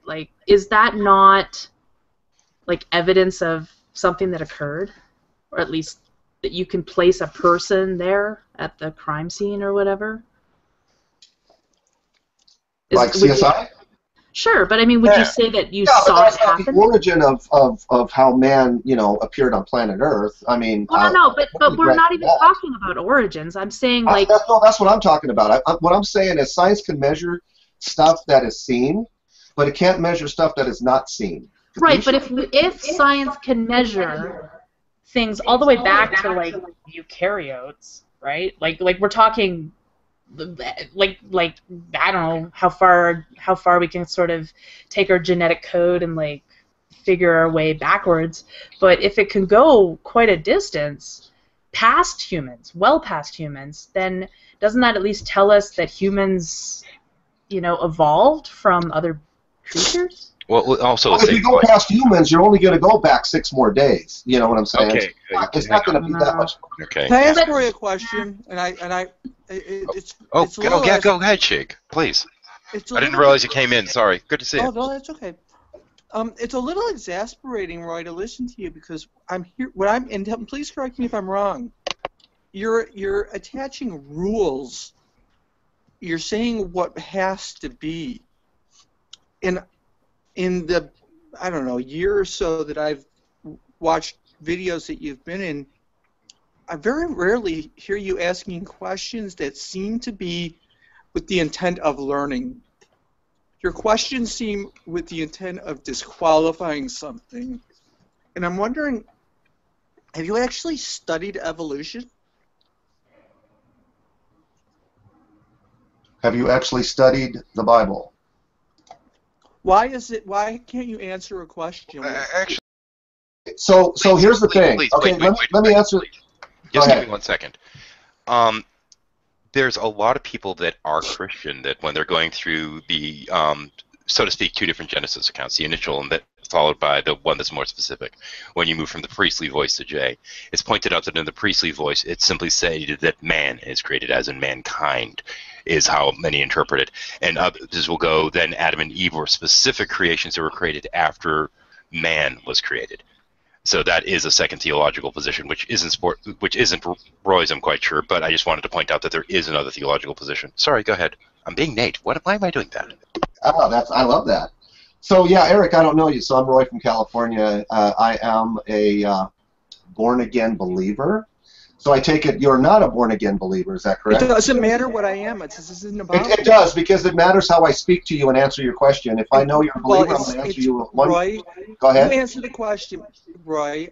When I've spoken with you, you've been very difficult for me.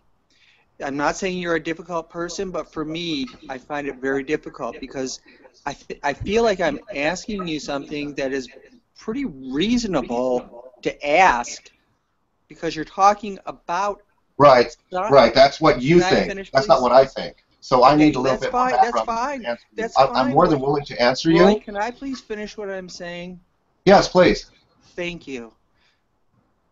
I'm asking you a question, and you're turning it. You seem to want to involve me in the question.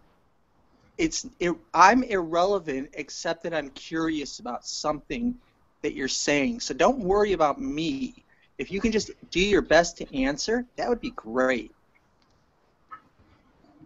As far as the origin of mankind, which is what's on the table, I will tell you this. There is a genuine answer, and there are counterfeit answers. Are you with me so far, and do you agree? It depends what you base that on. The truth. What do you base it on? I base it on what I don't determine. I don't decide what's truth. I don't choose. Well, that might be. If you don't, I don't choose science or religion and say they're not mutually exclusive. That's the point. Well, to me, if I you don't say see- science, Wait, hold on. One person speaks at a time in the room. It's okay. One person speaks at a time in my room. Thank you. Okay, I don't understand how you can say that there's science in the Bible. I guess my question is, how do you define science? Science is anything that you can see, and what you can't see is not science. Okay, so I can look in the mirror and I can see my elbow. How is that science? Okay, Eric, if you want to continue this discussion, you have to step up your game just a little bit. No, I don't have to. I'm asking you specific questions. I'm challenging your definition because it seems. Okay, Eric, we're talking about the origin of man. No, Are you with me on that? Actually, we're talking about making reliable. Science cannot tell me, or you, or Fred or Ethel, or even Lucy, maybe even Ricky, what happened. Science can't do that. No. How do you know? How do you know that? Again, this is. I know that because science hasn't told me anything about Adam and Eve. Okay. Well, technically speaking. Yeah, this is the problem. Technically speaking, they've dated back mitochondrial Eve to, what was it, 150,000 years ago? I think so. That sounds about right. And mitochondrial Adam, I don't remember what that was. It was 80,000 something like that, yeah. It's not mitochondrial, it's the Y chromosome. Thank you. I couldn't remember the term for the other one. I just know the term for mitochondrial. I can't remember the term for the other, so I kind of decided to wing it. Yeah, Roy, what if science doesn't talk about them because there wasn't an Adam and Eve? No, they can't talk about it because it can't measure or tell us the origin of something that it cannot see. How can science measure something it can't see? Can science tell us? Hold on. How do you distinguish? On the table. No. Can science tell us about love? Yes or no? Let me ask you a question. Yes, it can. How can you determine something that you can't verify with non-existence? How do you distinguish those two?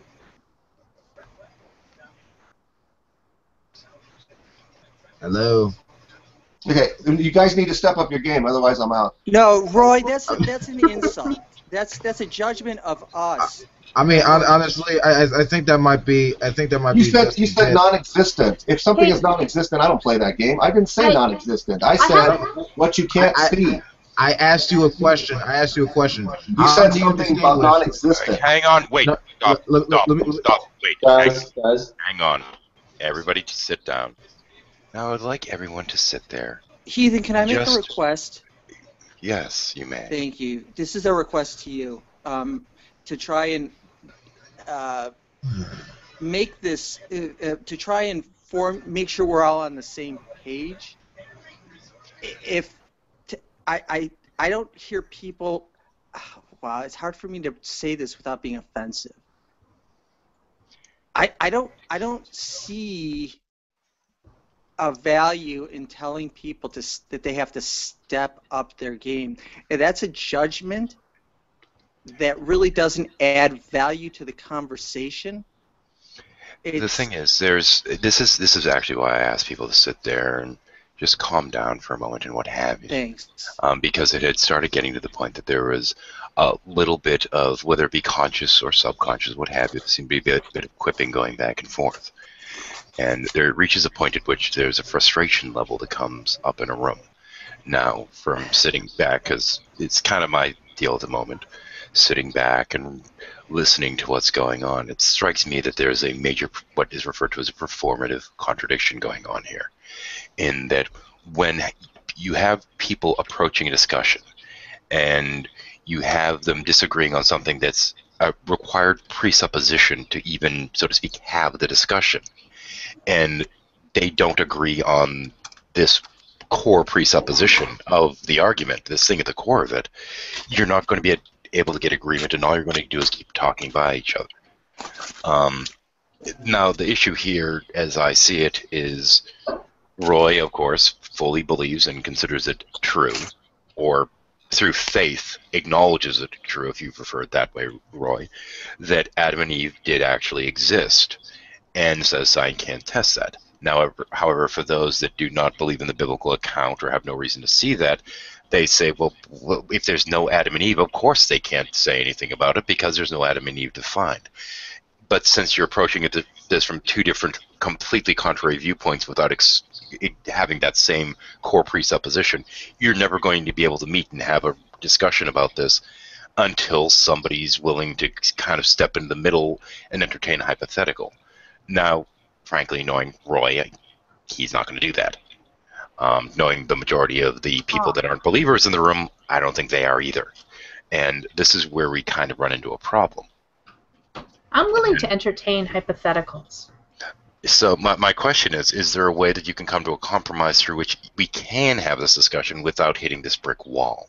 Well, that's what I was actually trying to do, was to acknowledge.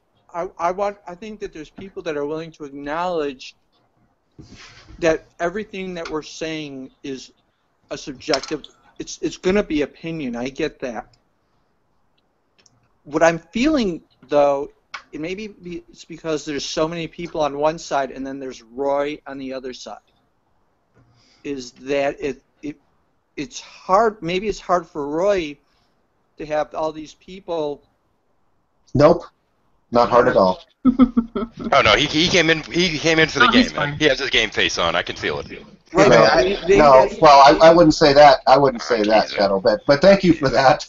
I think that's a compliment. No, I wouldn't say that at all. Maybe that's. So Eric, I don't know you. I've never engaged in conversation with you, to my recollection. So I want to be absolutely civil to you, my friend. When I tell you to step up your game, I'm simply. Wow. Okay. I'll just stay quiet. Tell me when it's my turn. Eric. I mean, I almost feel like when people say "my friend" to me, it just really sets me off because we've already been oppositional. So let's be sincere at least. And I get what you're saying, Roy. I understand what you're saying. Some of this is me just having buttons pushed. It's not really it's not aggravation at you necessarily. It's stylistic. Because I just really want to be heard and to hear you and not have this hedged or presented with something that it isn't. I'd like to be able to challenge you and be challenged without having somebody say, well, you need to have your game, you need to step your game up. That to me is not being... Okay, step your game off has been shelved. We can... See, I'd like to kind of ask Roy a question, because like earlier when I was saying, when I was a Christian, right, I believed that God created the earth with age, meaning that I could use science to look at history and look at everything we have, genetics, fossil record, chemistry, biology, anything. And I could use that to sort of see how God, well, not how necessarily history happened, but how God intended us to see it, right? And you agreed with that at the time. So my question now is, like what if God did poof everything into existence with age? Then how is it wrong to do the science? That's my question, I guess. Okay, so I totally agree if you agree with my words. I agree with your words if we have the same definition. So I've been saying ever since I got on here, here being, these religious discussions back when Google Plus first started. Prior to this, I really didn't have anybody like y'all to discuss these things with. In my offline world, people don't discuss this kind of stuff, but this is cool. So when people started talking about science and telling me that science knows the origin of mankind, humankind, womankind, it's like, really? So what I asked them was, do you have tools? Does man have tools to measure, how long, mankind has been on planet Earth? And do you take into consideration the fact that God created mankind mature? And therefore, everything can be deemed, okay, the Bible is silent about this, but I put 2 and 2 together and come up with, if he did this for mankind, then he probably did this for everything. So he made everything with a mature appearance, but that doesn't mean it wasn't only seconds old when he created it. Make sense? Sure, So, but... Can I ask you a question, though, if you don't mind, Roy? How would we explain the various fossils that exist in various strata that are organized and can be extrapolated in terms of dating? So, for example, you can get dinosaurs, like, for example, there are certain fossils that are far older than what we'd expect of the Earth, and there are even a couple of species.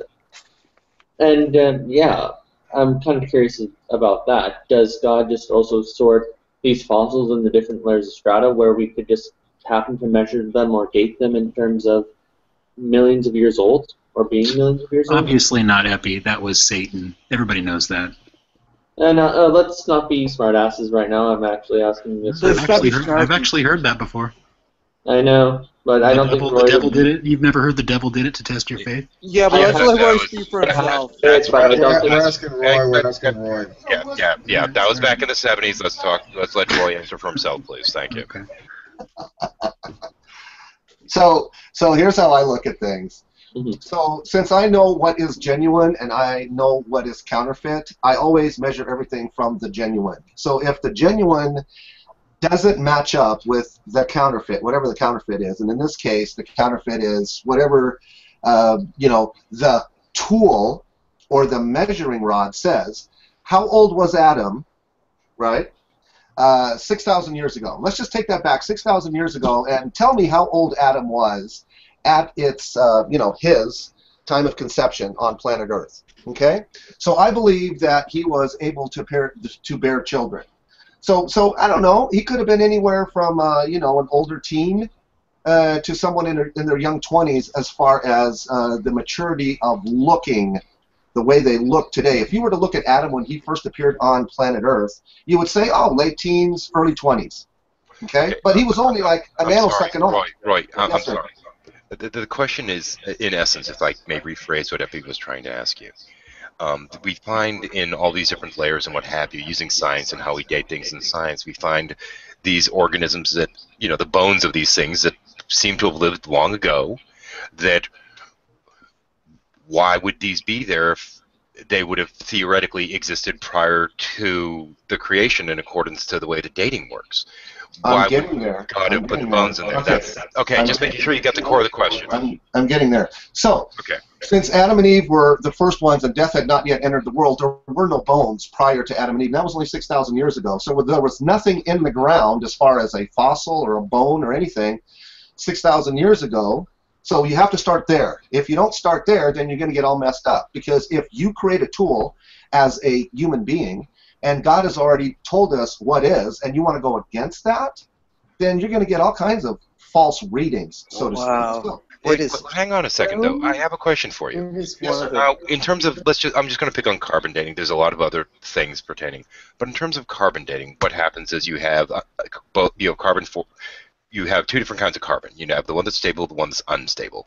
What we're doing is we're measuring the decay on an atomic level. We're measuring the decay of these atoms. Now, with the presupposition that there is a God that created all of this, he obviously would have set that decay rate, correct? This would be obvious. Yeah, I don't know how any of that stuff works. I really don't Okay. care how that stuff works, because if it goes beyond what is already genuine, then yeah, you might as well just throw it away. Well, you can't lie to the rest of you. Okay, go ahead, guys. Go ahead. Wait, I'm not having the room explode. I am not having the room explode. May I, since this is my question, may I respond, please? Yes, you may. Okay, so you're saying that if there's a scientific fact of the matter of how old certain fossils were in terms of maybe dinosaurs living hundreds of millions of years ago, if it comes into contradiction, then you're saying that the flaw is in the scientific methodology and not in the Bible. Is that correct? Absolutely, absolutely. Okay. Exactly. So You have to start with what is true. If you don't know what is true, then if you start with two things that are possible, then either could be possible. But you have to start with the genuine so that you can understand what is the counterfeit. Okay, but let me ask you this. Well, hang on one moment, because I want to get just briefly why I was pointing out the decay rate. If there is I'm going to go with that, as I said, the presupposition that God created everything, yada yada yada. I'm more than happy to do that for the sake of argument. Now, you refer to man's tools, but if God put these in place with this decay rate, and all we're doing is measuring the decay rate, aren't we technically using God's tools? Okay. Wow, that's a toughie. Just because God put materials here for us to put stuff together, what about the H-bomb? What about guns with bullets? You understand what I'm saying? So yes, in essence, everything belongs to. I know what he's saying. I can't talk when people talk over me, so I'll just wait. Okay, then wait. I'd like to respond to what you just said. Eric. It's important though. I hear you. Okay, Heathens. go ahead. I really Go ahead. If you feel that strongly, please go. Well, it's not that I feel that strongly. It's that the whole concept I have a problem with, of telling people what is genuine and what isn't, based on essentially a preference. Actually, if I may for a moment, please. Roy, what I'm going to ask you to do is take that on board to some degree as a way in which your presentation bothers him. It's just that I don't know how that is a reliable statement, and it just really feels like you're saying that you know things, but there's no reason for anybody to. If I said that to somebody else, I don't know why I would expect them to digest it and see it as I said it. May I just continue along my line of questions? No, by all means. Okay. And then we will hand it back to Roy. All right. So just to continue that. But here's the thing that I want you to keep in mind. The way science works is it finds the most practical, most helpful, and overall the best method, and overall it provides methods that are both helpful and useful for deriving concepts that help us to reach certain ends in terms of our accomplishments. And usually what these are done, and usually these are done through various criteria. Is it falsifiable? Does it benefit the theory? Is it a useful tool? These sorts of things. And with this, science accomplishes many great things. And we utilize them every day. We depend on science being correct when we board on airplanes, when we go to our houses, when we turn the heat on, making vaccines, all of this. Yet at the same time, isn't it a little ad hoc to just pick and choose which parts of science we like just for our convenience and reject the parts that we don't like about science because it contradicts another notion that we have? I think we have some kind of obligation to be consistent with what we do in terms of what we accept and what we don't. Can you be specific about? Yeah, I don't. Never mind. Sorry. No, you go ahead. Go ahead. No, please. I did say that I was going to pass the mic to Roy next. To answer Epi, if I understand what he's saying correctly, let me just back up a little bit and go back a half a step to see if this is the way Epi you think and or anybody else thinks. So number one, science starts with the notion that it doesn't know and it seeks to know. You guys agree? Yes or no? No. I would disagree. I think science I would disagree. I think science requires a certain set of presuppositions and tools that are available prior to going out there. Science is based on quite a few presuppositions.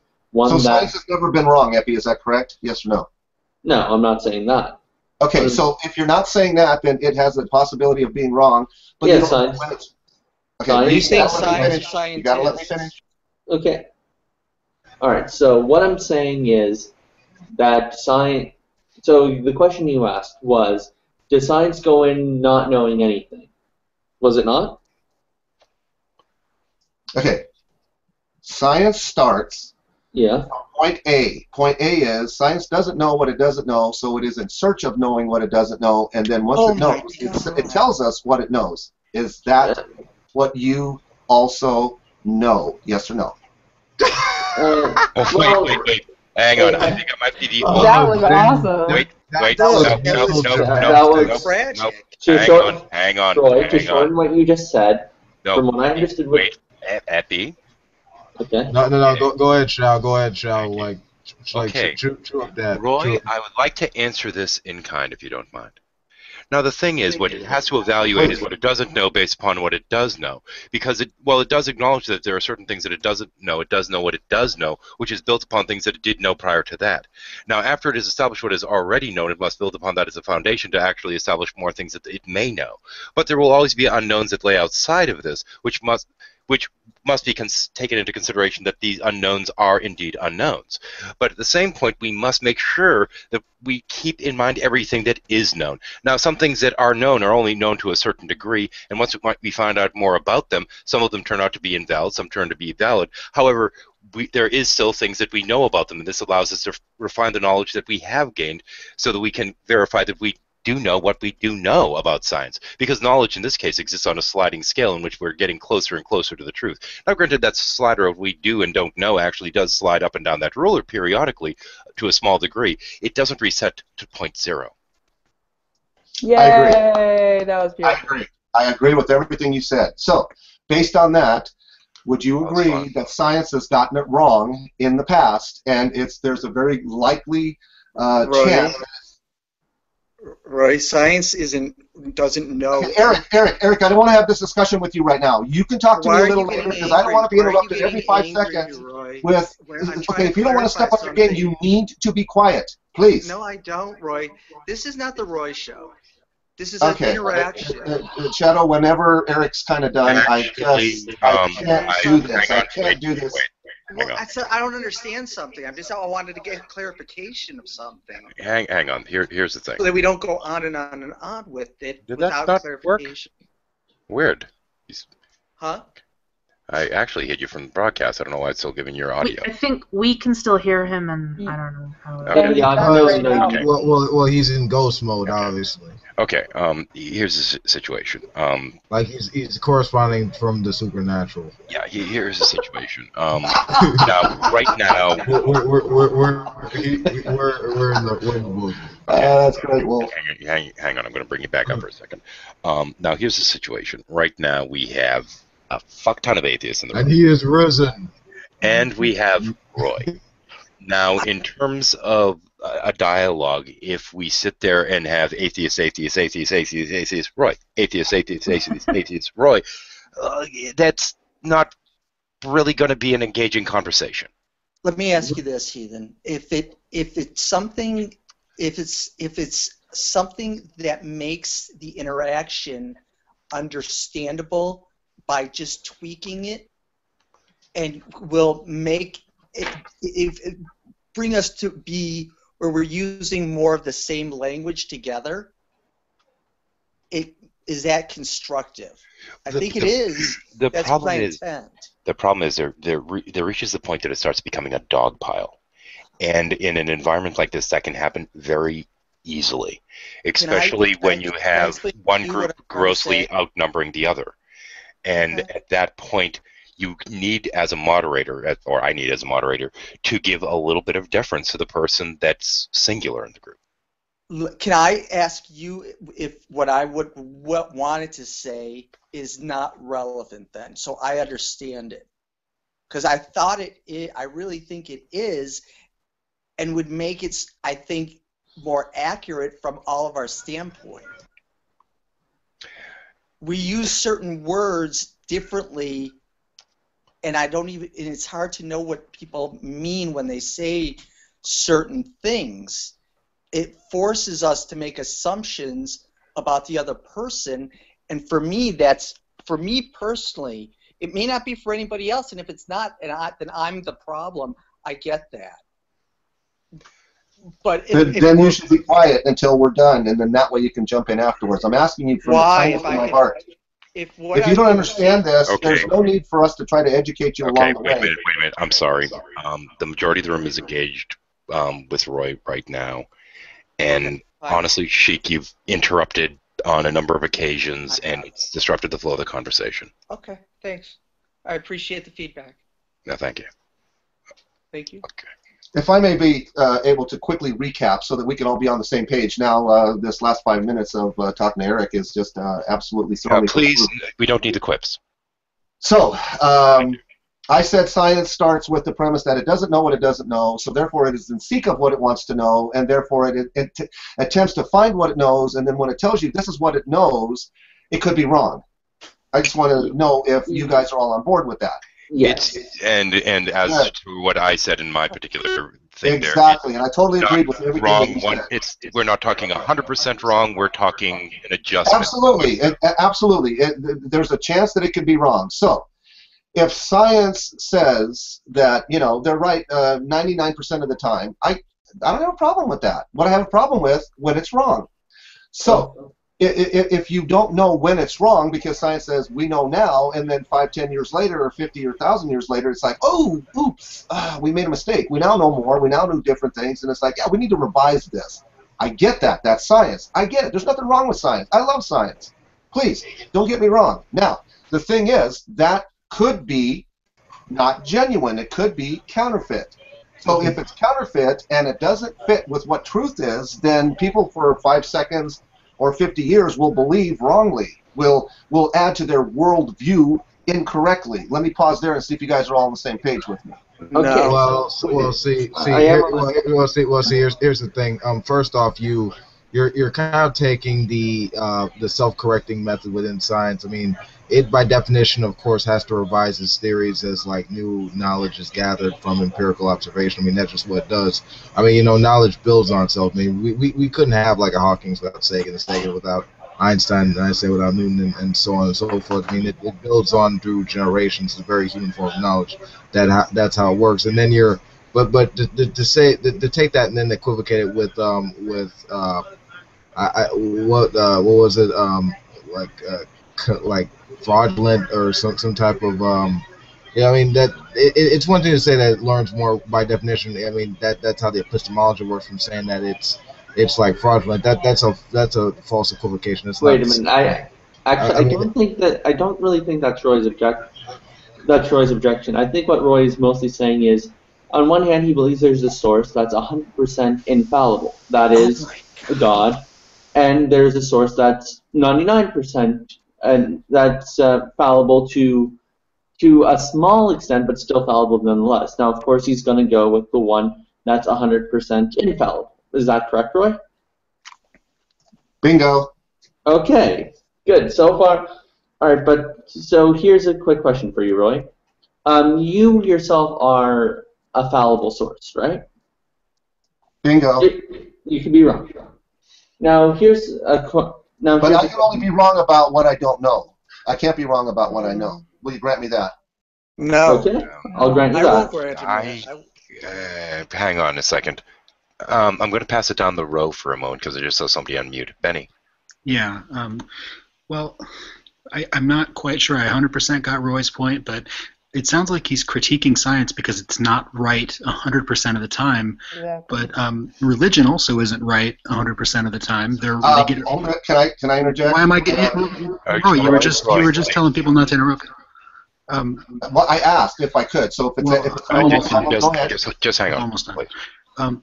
When science gets it wrong, science and scientists try their best to rectify the mistakes and to get it right, to get closer to the truth.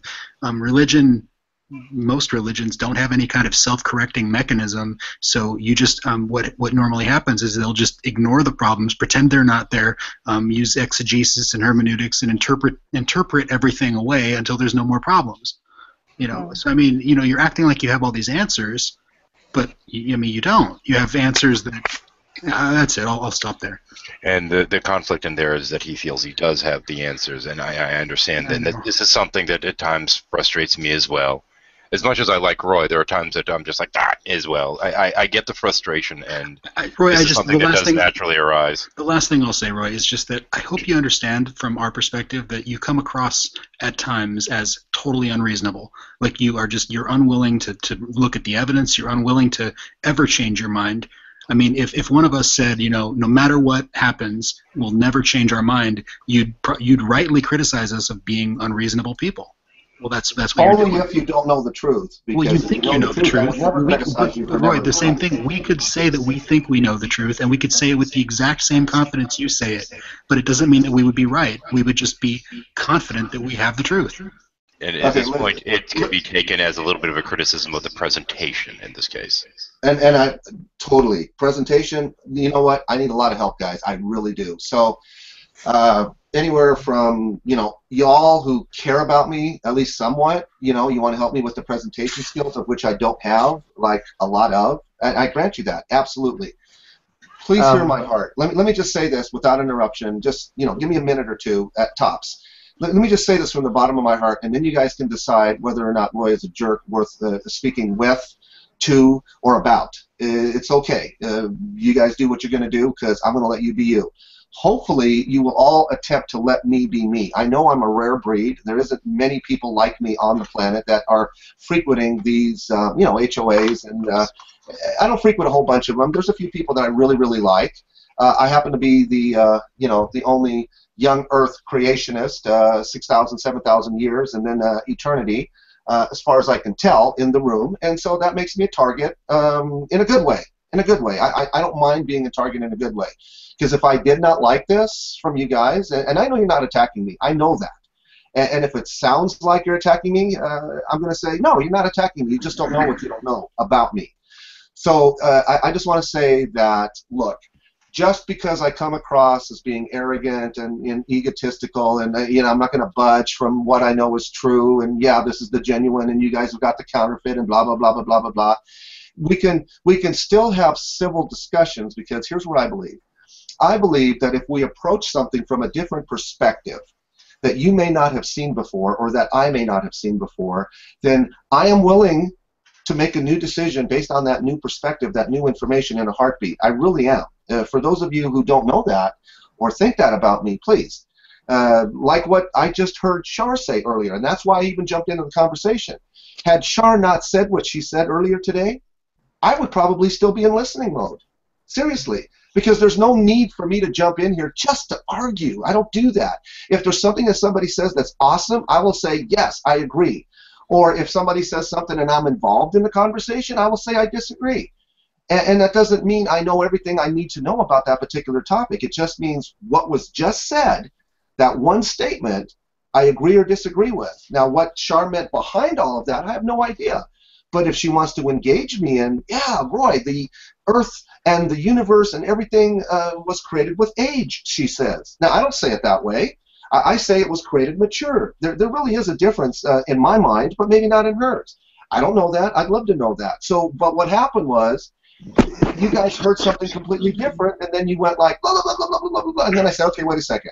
Roy, this is really going on and on and on. Okay, Eric, your turn, and then when you're done. It's just that you said I want to talk for a minute, and it's going on and on. I think he. So That's I think the way Roy speaks. You get used to it. I don't. I don't get used to it because Roy, it's from my perspective, I've yet to hear you ask a question. Because I can understand that. We're asking him about his worldview. I can't understand that. I can't. Well, we are asking him about his worldview, so of course he's going to give answers to the best of his ability. When he's saying something and we ask for clarification, there's none. That's what I've been. Almost everything I've tried to do has been to get clarification. This isn't about Roy necessarily. This is just about communication, I think, in general. Okay, Eric, Jake, What specifically are you trying to get clarification on? Can you give us a specific? Are you talking to me? Yes, I am. I wanted to, from the beginning, simply ask things like, have you ever studied science? And all I got back was, have you studied the Bible? There's not an authenticity about this. And it's not to disqualify Roy, it's just to get... Hang on one moment. Roy, quick question. Quick answer, please. Have you studied science? Yes. Okay. To what degree? I don't know. Ask me a question. Okay.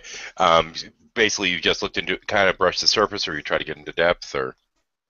How about something specific? Like, what is your definition of... Here's what I know about science. Science measures that which you can see and doesn't measure what you can't see. It's really that simple. That's what I know about science. And the only thing I was saying is, why hasn't science been able to prove the existence of Adam and Eve 6,000 years ago, and when they came upon, and when they came upon the scene, why did science not tell us that they were in a mature state upon their creation? That's the only question I want to ask. Why is science not able to do that? Because it didn't happen. It didn't happen. Because science doesn't take that presupposition. Well, there's Those are the honest kind answers. of where the impasse is. Yeah. Can I say something really quick? When science, please hold for a moment. Okay. Science doesn't tell you something because it doesn't find any evidence pertaining to that. It has to be silent on the issue. Okay, now who's asking to speak? Was that? That was you on the end. Yeah, go ahead, B. I was just gonna say, Roy, you said when you had your what you were saying.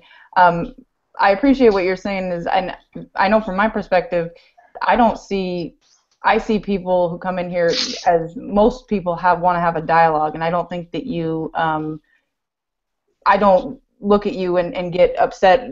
I kind of look at you as somebody who wants to learn, even though a lot of times it doesn't come across that way. So, I appreciate that. I think the thing that frustrates me, and a lot of, I guess, atheists sometimes, is that it comes across as arrogant, and it's very frustrating when somebody says that they absolutely are 100% certain about something, because that to me right there says that there's not really much you're going to be able to say to them that is going to make them change their mind. And you said you want to look at things differently and learn new things, but how is that going to happen if there's certain things that you absolutely cannot entertain or look at any differently? Because I would like to think that most ideas that that I have could be changed depending on new evidence. And that's kind of what Benny was saying earlier about the difference between science and religion being science can modify itself.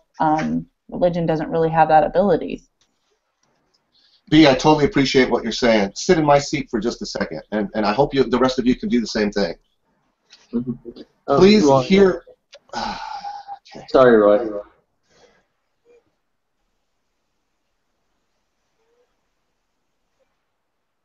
Did you want to finish, Epi?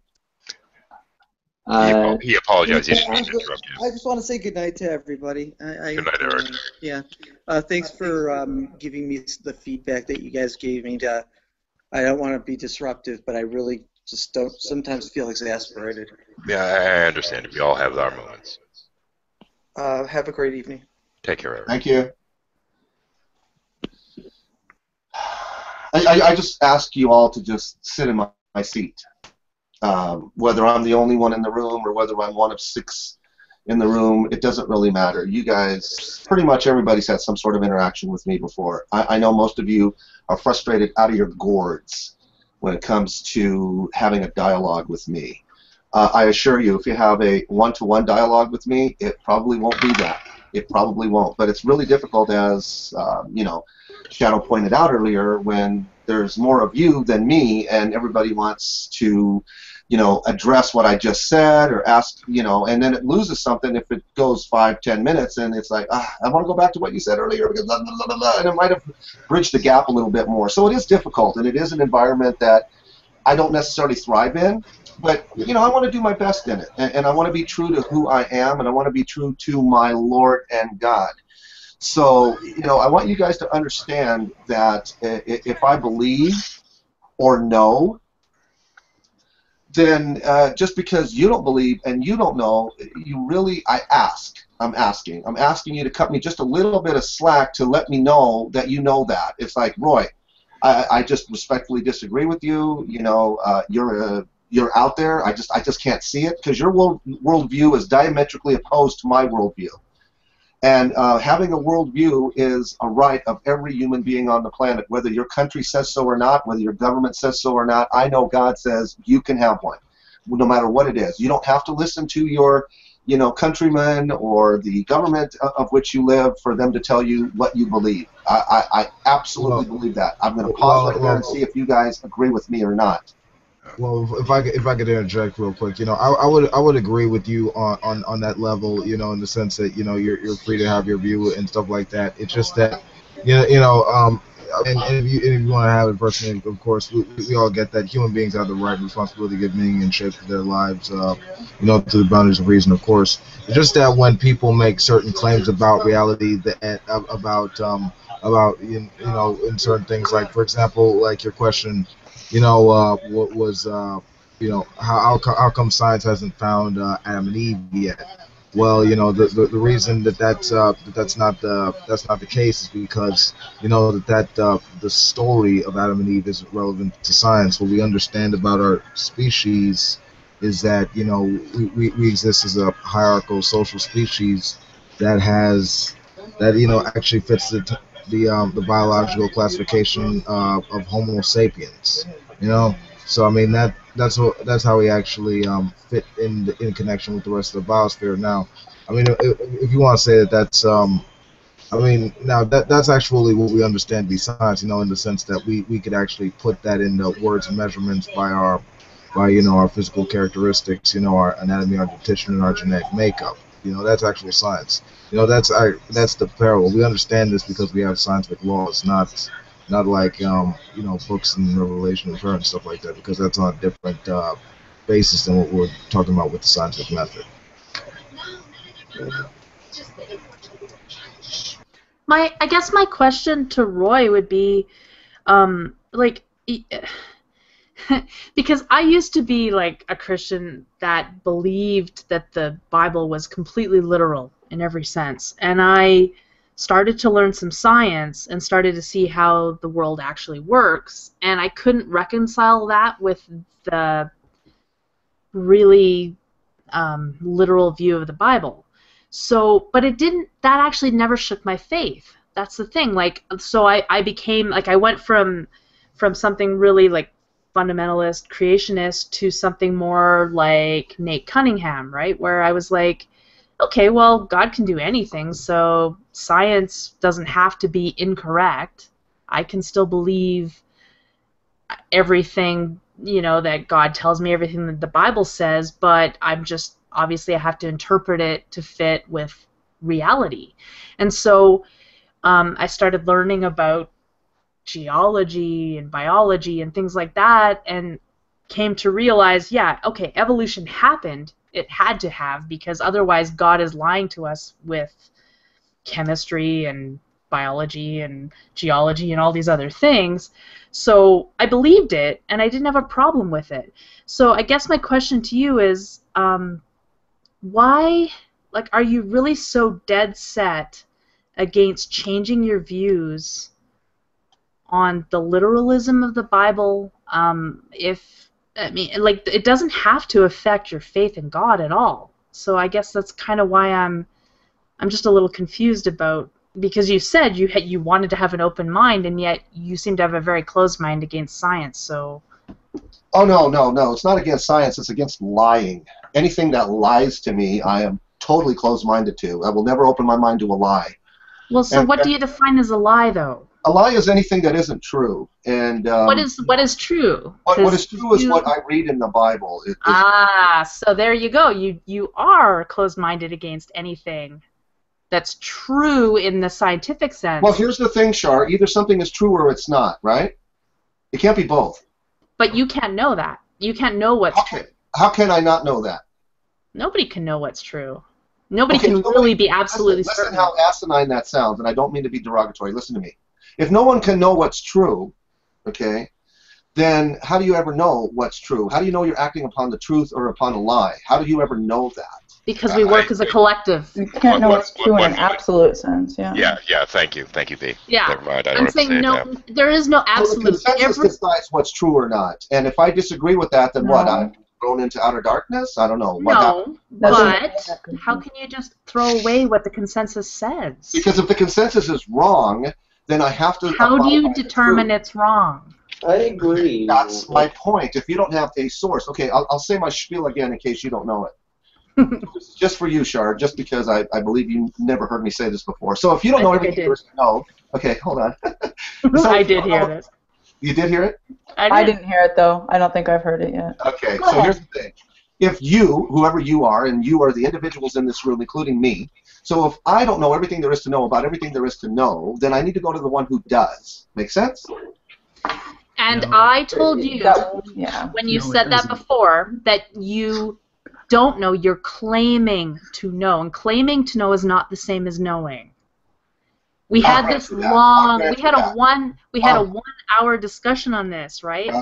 So you're claiming to know, and you believe you know. I grant you that. I believe that you believe you know it, but I believe I know things too, and they conflict with what you know. And if we have conflicting ideas about what we know, how can you say you're right and I'm wrong? Well, you can still say you're right, and I can still say I'm wrong, but the reality of it is that either we're both wrong or just one of us is right.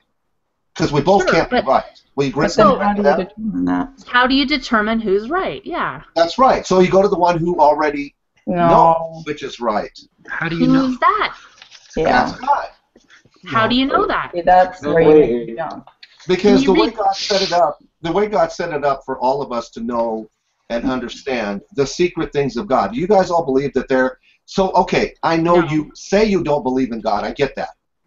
But let's say you did believe in God, then would you also believe that God shares the secret things with his children, with his kids, which I am one of, more so than others, because if they can't handle the truth, to borrow a line from a famous movie, then he's not going to tell you, just like the children that we all have. Certain of our children, right, if you have a large family, some kids are not taught by the parents certain things at certain times because they're not yet mature enough to handle that particular truth. Same thing in the spiritual realm. God will tell us when we're mature enough to understand it and work with that. Otherwise, it's just too much information for somebody who doesn't know what to do with that. So that's how we know beyond that which other people know. So the Bible is not just like some other book. It's a collection of 66 books written over 1,500 years by 40 authors. We all know this. Now, the significance behind that is that if man were to do that,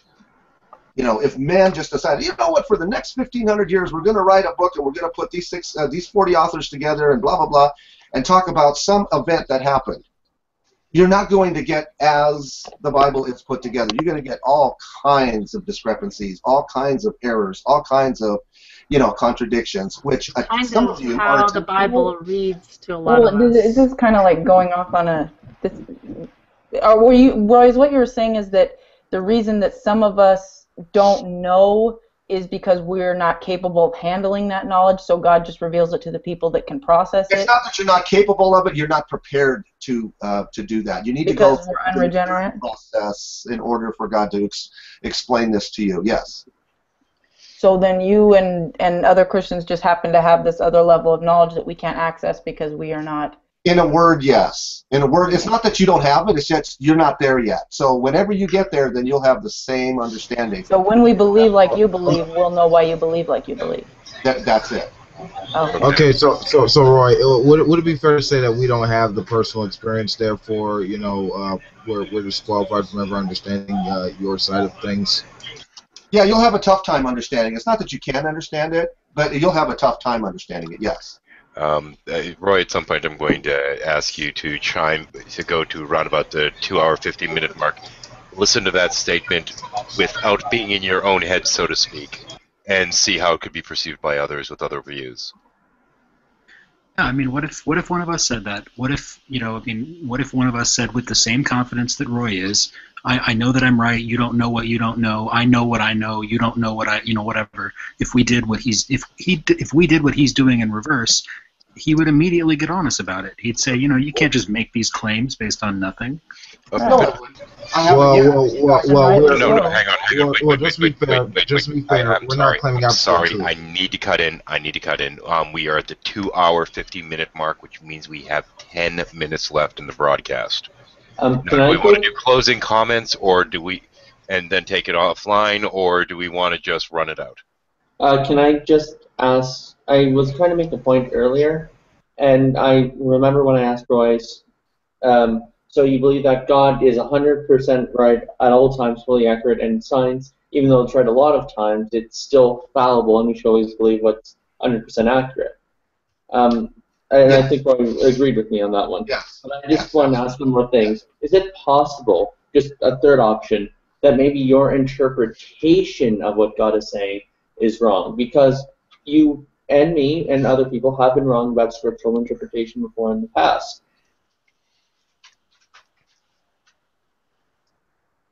I don't think you want me to answer that.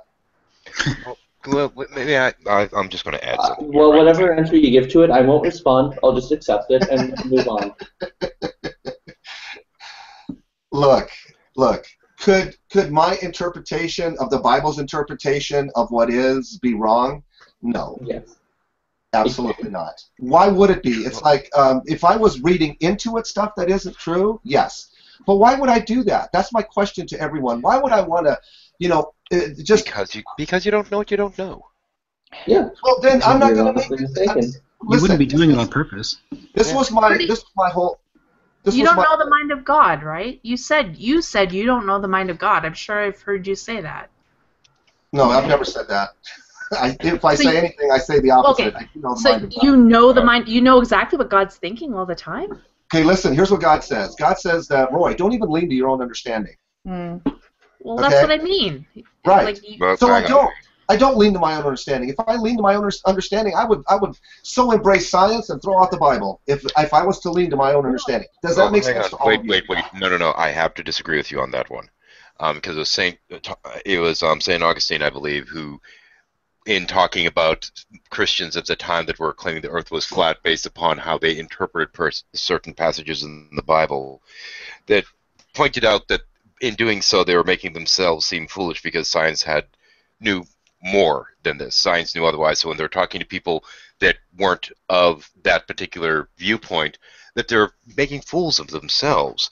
And in expressing this, he said that God wrote 2 books, one of them being being the Bible and the other one being the book of nature, natural law, all these things put into place by God. And when these two come in conflict, you need to reevaluate your interpretation and your understandings.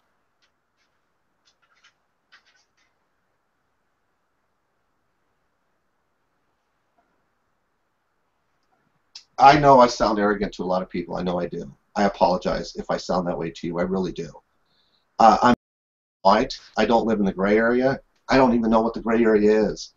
God has given me specific talents, specific giftings, so that I know what I'm supposed to know so that I can do what I'm supposed to do. And that sounds very vague, which it's supposed to. But when you hone it down to what you hone it down to, in my case, okay, if I didn't think that what I was doing here in these rooms was fun, funny, and fruitful, I assure you, I wouldn't be doing it anymore. And there have been people who have attempted to, you know, kick my butt out of these rooms or off of, you know, Google Plus Hangouts altogether, who claim to be atheists or whatevers. And it's okay. I mean, I don't mind if you don't want me in your room. I get it. I think I'm a very friendly kind of guy. If you really get to know me one-to-one, you know, I can talk about other things other than science and the Bible. I'm not about religion. You bring religion in there, the hairs on my neck just stand up and go, what are you talking about? Because religion, yes, religion is fallible. I will absolutely say that in a heartbeat. The Bible is not, and science is fallible. So if you have science is fallible, religion is fallible, and the Bible is not fallible, where would I, somebody as simple as me, say, I'm going to stand, I'm going to plant my flag? You have to put yourself in my seat. So if you think that the Bible is still, you know, under judgment, and you get to judge it, you get to say, well, what about this, and what about that, and what about this in the Old Testament? It's like, oh, look, I found an error. Oh, look, I found a contradiction. And then you throw the Bible out, and now you say, the Bible is fallible, science is fallible, and religion is fallible. So now I am going to plant my flag wherever the heck I want, because no one's right, and no one can be right. And I will just Roy, stand up and say, that's not true. Yeah, go ahead. What St. Augustine was trying to convey is that our understanding of the Bible can be fallible. Exactly. Yeah, but not mine. And I know that sounds arrogant, but you know, because it is. No one can figure. Can I just ask you? Let me just say this last part, because this is where you guys get tripped up, because you guys don't believe that I actually understand the Bible. Okay? Now, did I say I understood the whole Bible cover to cover? No, I didn't say that. I'm only talking about what I know and what's important. Okay? So the crucifixion is important. Christ is important. Getting saved, you know, being born again, that's important. Now, once you are, hopefully I can help you get to that point, because I know everything there is to know about getting saved. I do. Now, once you're saved, I'm sorry? Nothing. Go ahead. Sorry. Okay. Once you're saved, once you are born again, you are now a new creation. If you don't understand that, don't know that, I can help you with that. I can tell you exactly what happened to you so that you can have the right mindset. Now, the only other thing you have to do is to renew your mind on a daily basis, because you're not to be conformed to the world. And what that basically means, and I'm sorry if I'm going to step on toes right now, I'm just telling you what I'm telling you, that the Bible is telling you, okay, through me. Now, if that sounds arrogant, close your ears, don't listen to me. The Bible says, do not listen to the status quo when they are wrong. The status quo says there is no God, because we can't prove him in science. So we are going to just have false gods, or we're going to have this and that as far as no gods. But here's where I put my flag, so to speak. I put it in science, or I put it in evolution, or I put it in Fred, Ethel, or Lucy, and what they have to say, and I'll follow them. But no, I stake my flag in Jesus Christ. He is the truth, the way, and the life. That's it. That's all I need to know. Do I not know the way? Do I not know the truth? Do I not know why I'm here as far as what's the purpose of my life? Jesus has all the answers for me. Once I knew that at age 30, that was 27 years ago, I was on my journey. Now I'm 27 years into the Lord. Okay, now, Roy, yeah, you're getting long in the teeth here, man. Go ahead. Okay, we're pretty much out of time. We're going to have to take this off air. I'm going to have to do closing comments now. I think we'll call that yours, Roy, if you don't mind, because, wow. Wolf.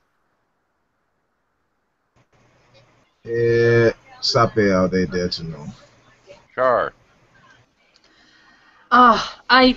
There's so much I can say, and Roy, I'm sure will have No. I will have discussions in the future, Roy. I'm sure we will. The crazy thing is, I would love that, Char. I would love that. Thank you. There was a time when my mindset, I think, was pretty much identical to yours now, and it took me 20 years, but I got out of it. And that's not to say that you will or that you should or anything like that. I'm just saying people change. People change their minds, and it makes me sad to think that you can't change your mind, because being open-minded is the greatest gift that any human being has. Okay, And Snoopy. move on.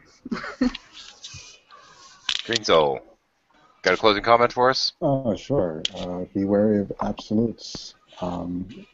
It's usually constructed by fear, so that's just my opinion. Peace. Epi. Keep it brave. Okay. This was an awesome hangout. I enjoyed the conversation, and Roy, thank you. Even though I didn't come to an agreement with you, I appreciate you coming here and discussing things with who just disagree with you on this one. I've been there, and I know it's not easy. Thanks, Epi. Appreciate it. Dan, keep it brief, please. If you have a closing comment, make it now. Okay, moving down the road. Brother John, closing comments, if any. Be as a tree, pliable, bendable. You could still have your roots, but if you're a little bit pliable, bendable, there's growth. Works for me. B. Oh, sorry, I muted myself. Yeah, Roy, I think you just sometimes you gotta keep in mind that not everybody that you talk to in here has been an atheist their whole life. There's quite a few of us, I think, that were religious at one point, and so we kind of do understand what it is to be on the other side of the fence, and also do understand the process of stepping out of that into a place and how that can totally change everything and how you look at it. So you might just keep that in mind. And we're officially past the 3-hour mark. No time for a closing comment from me. Have a good night. Thanks for joining us. And just what I will say is this is why we generally don't get into the topic of religion. From now on, we'll go...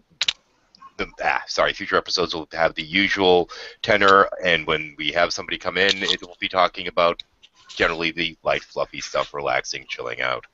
Wow.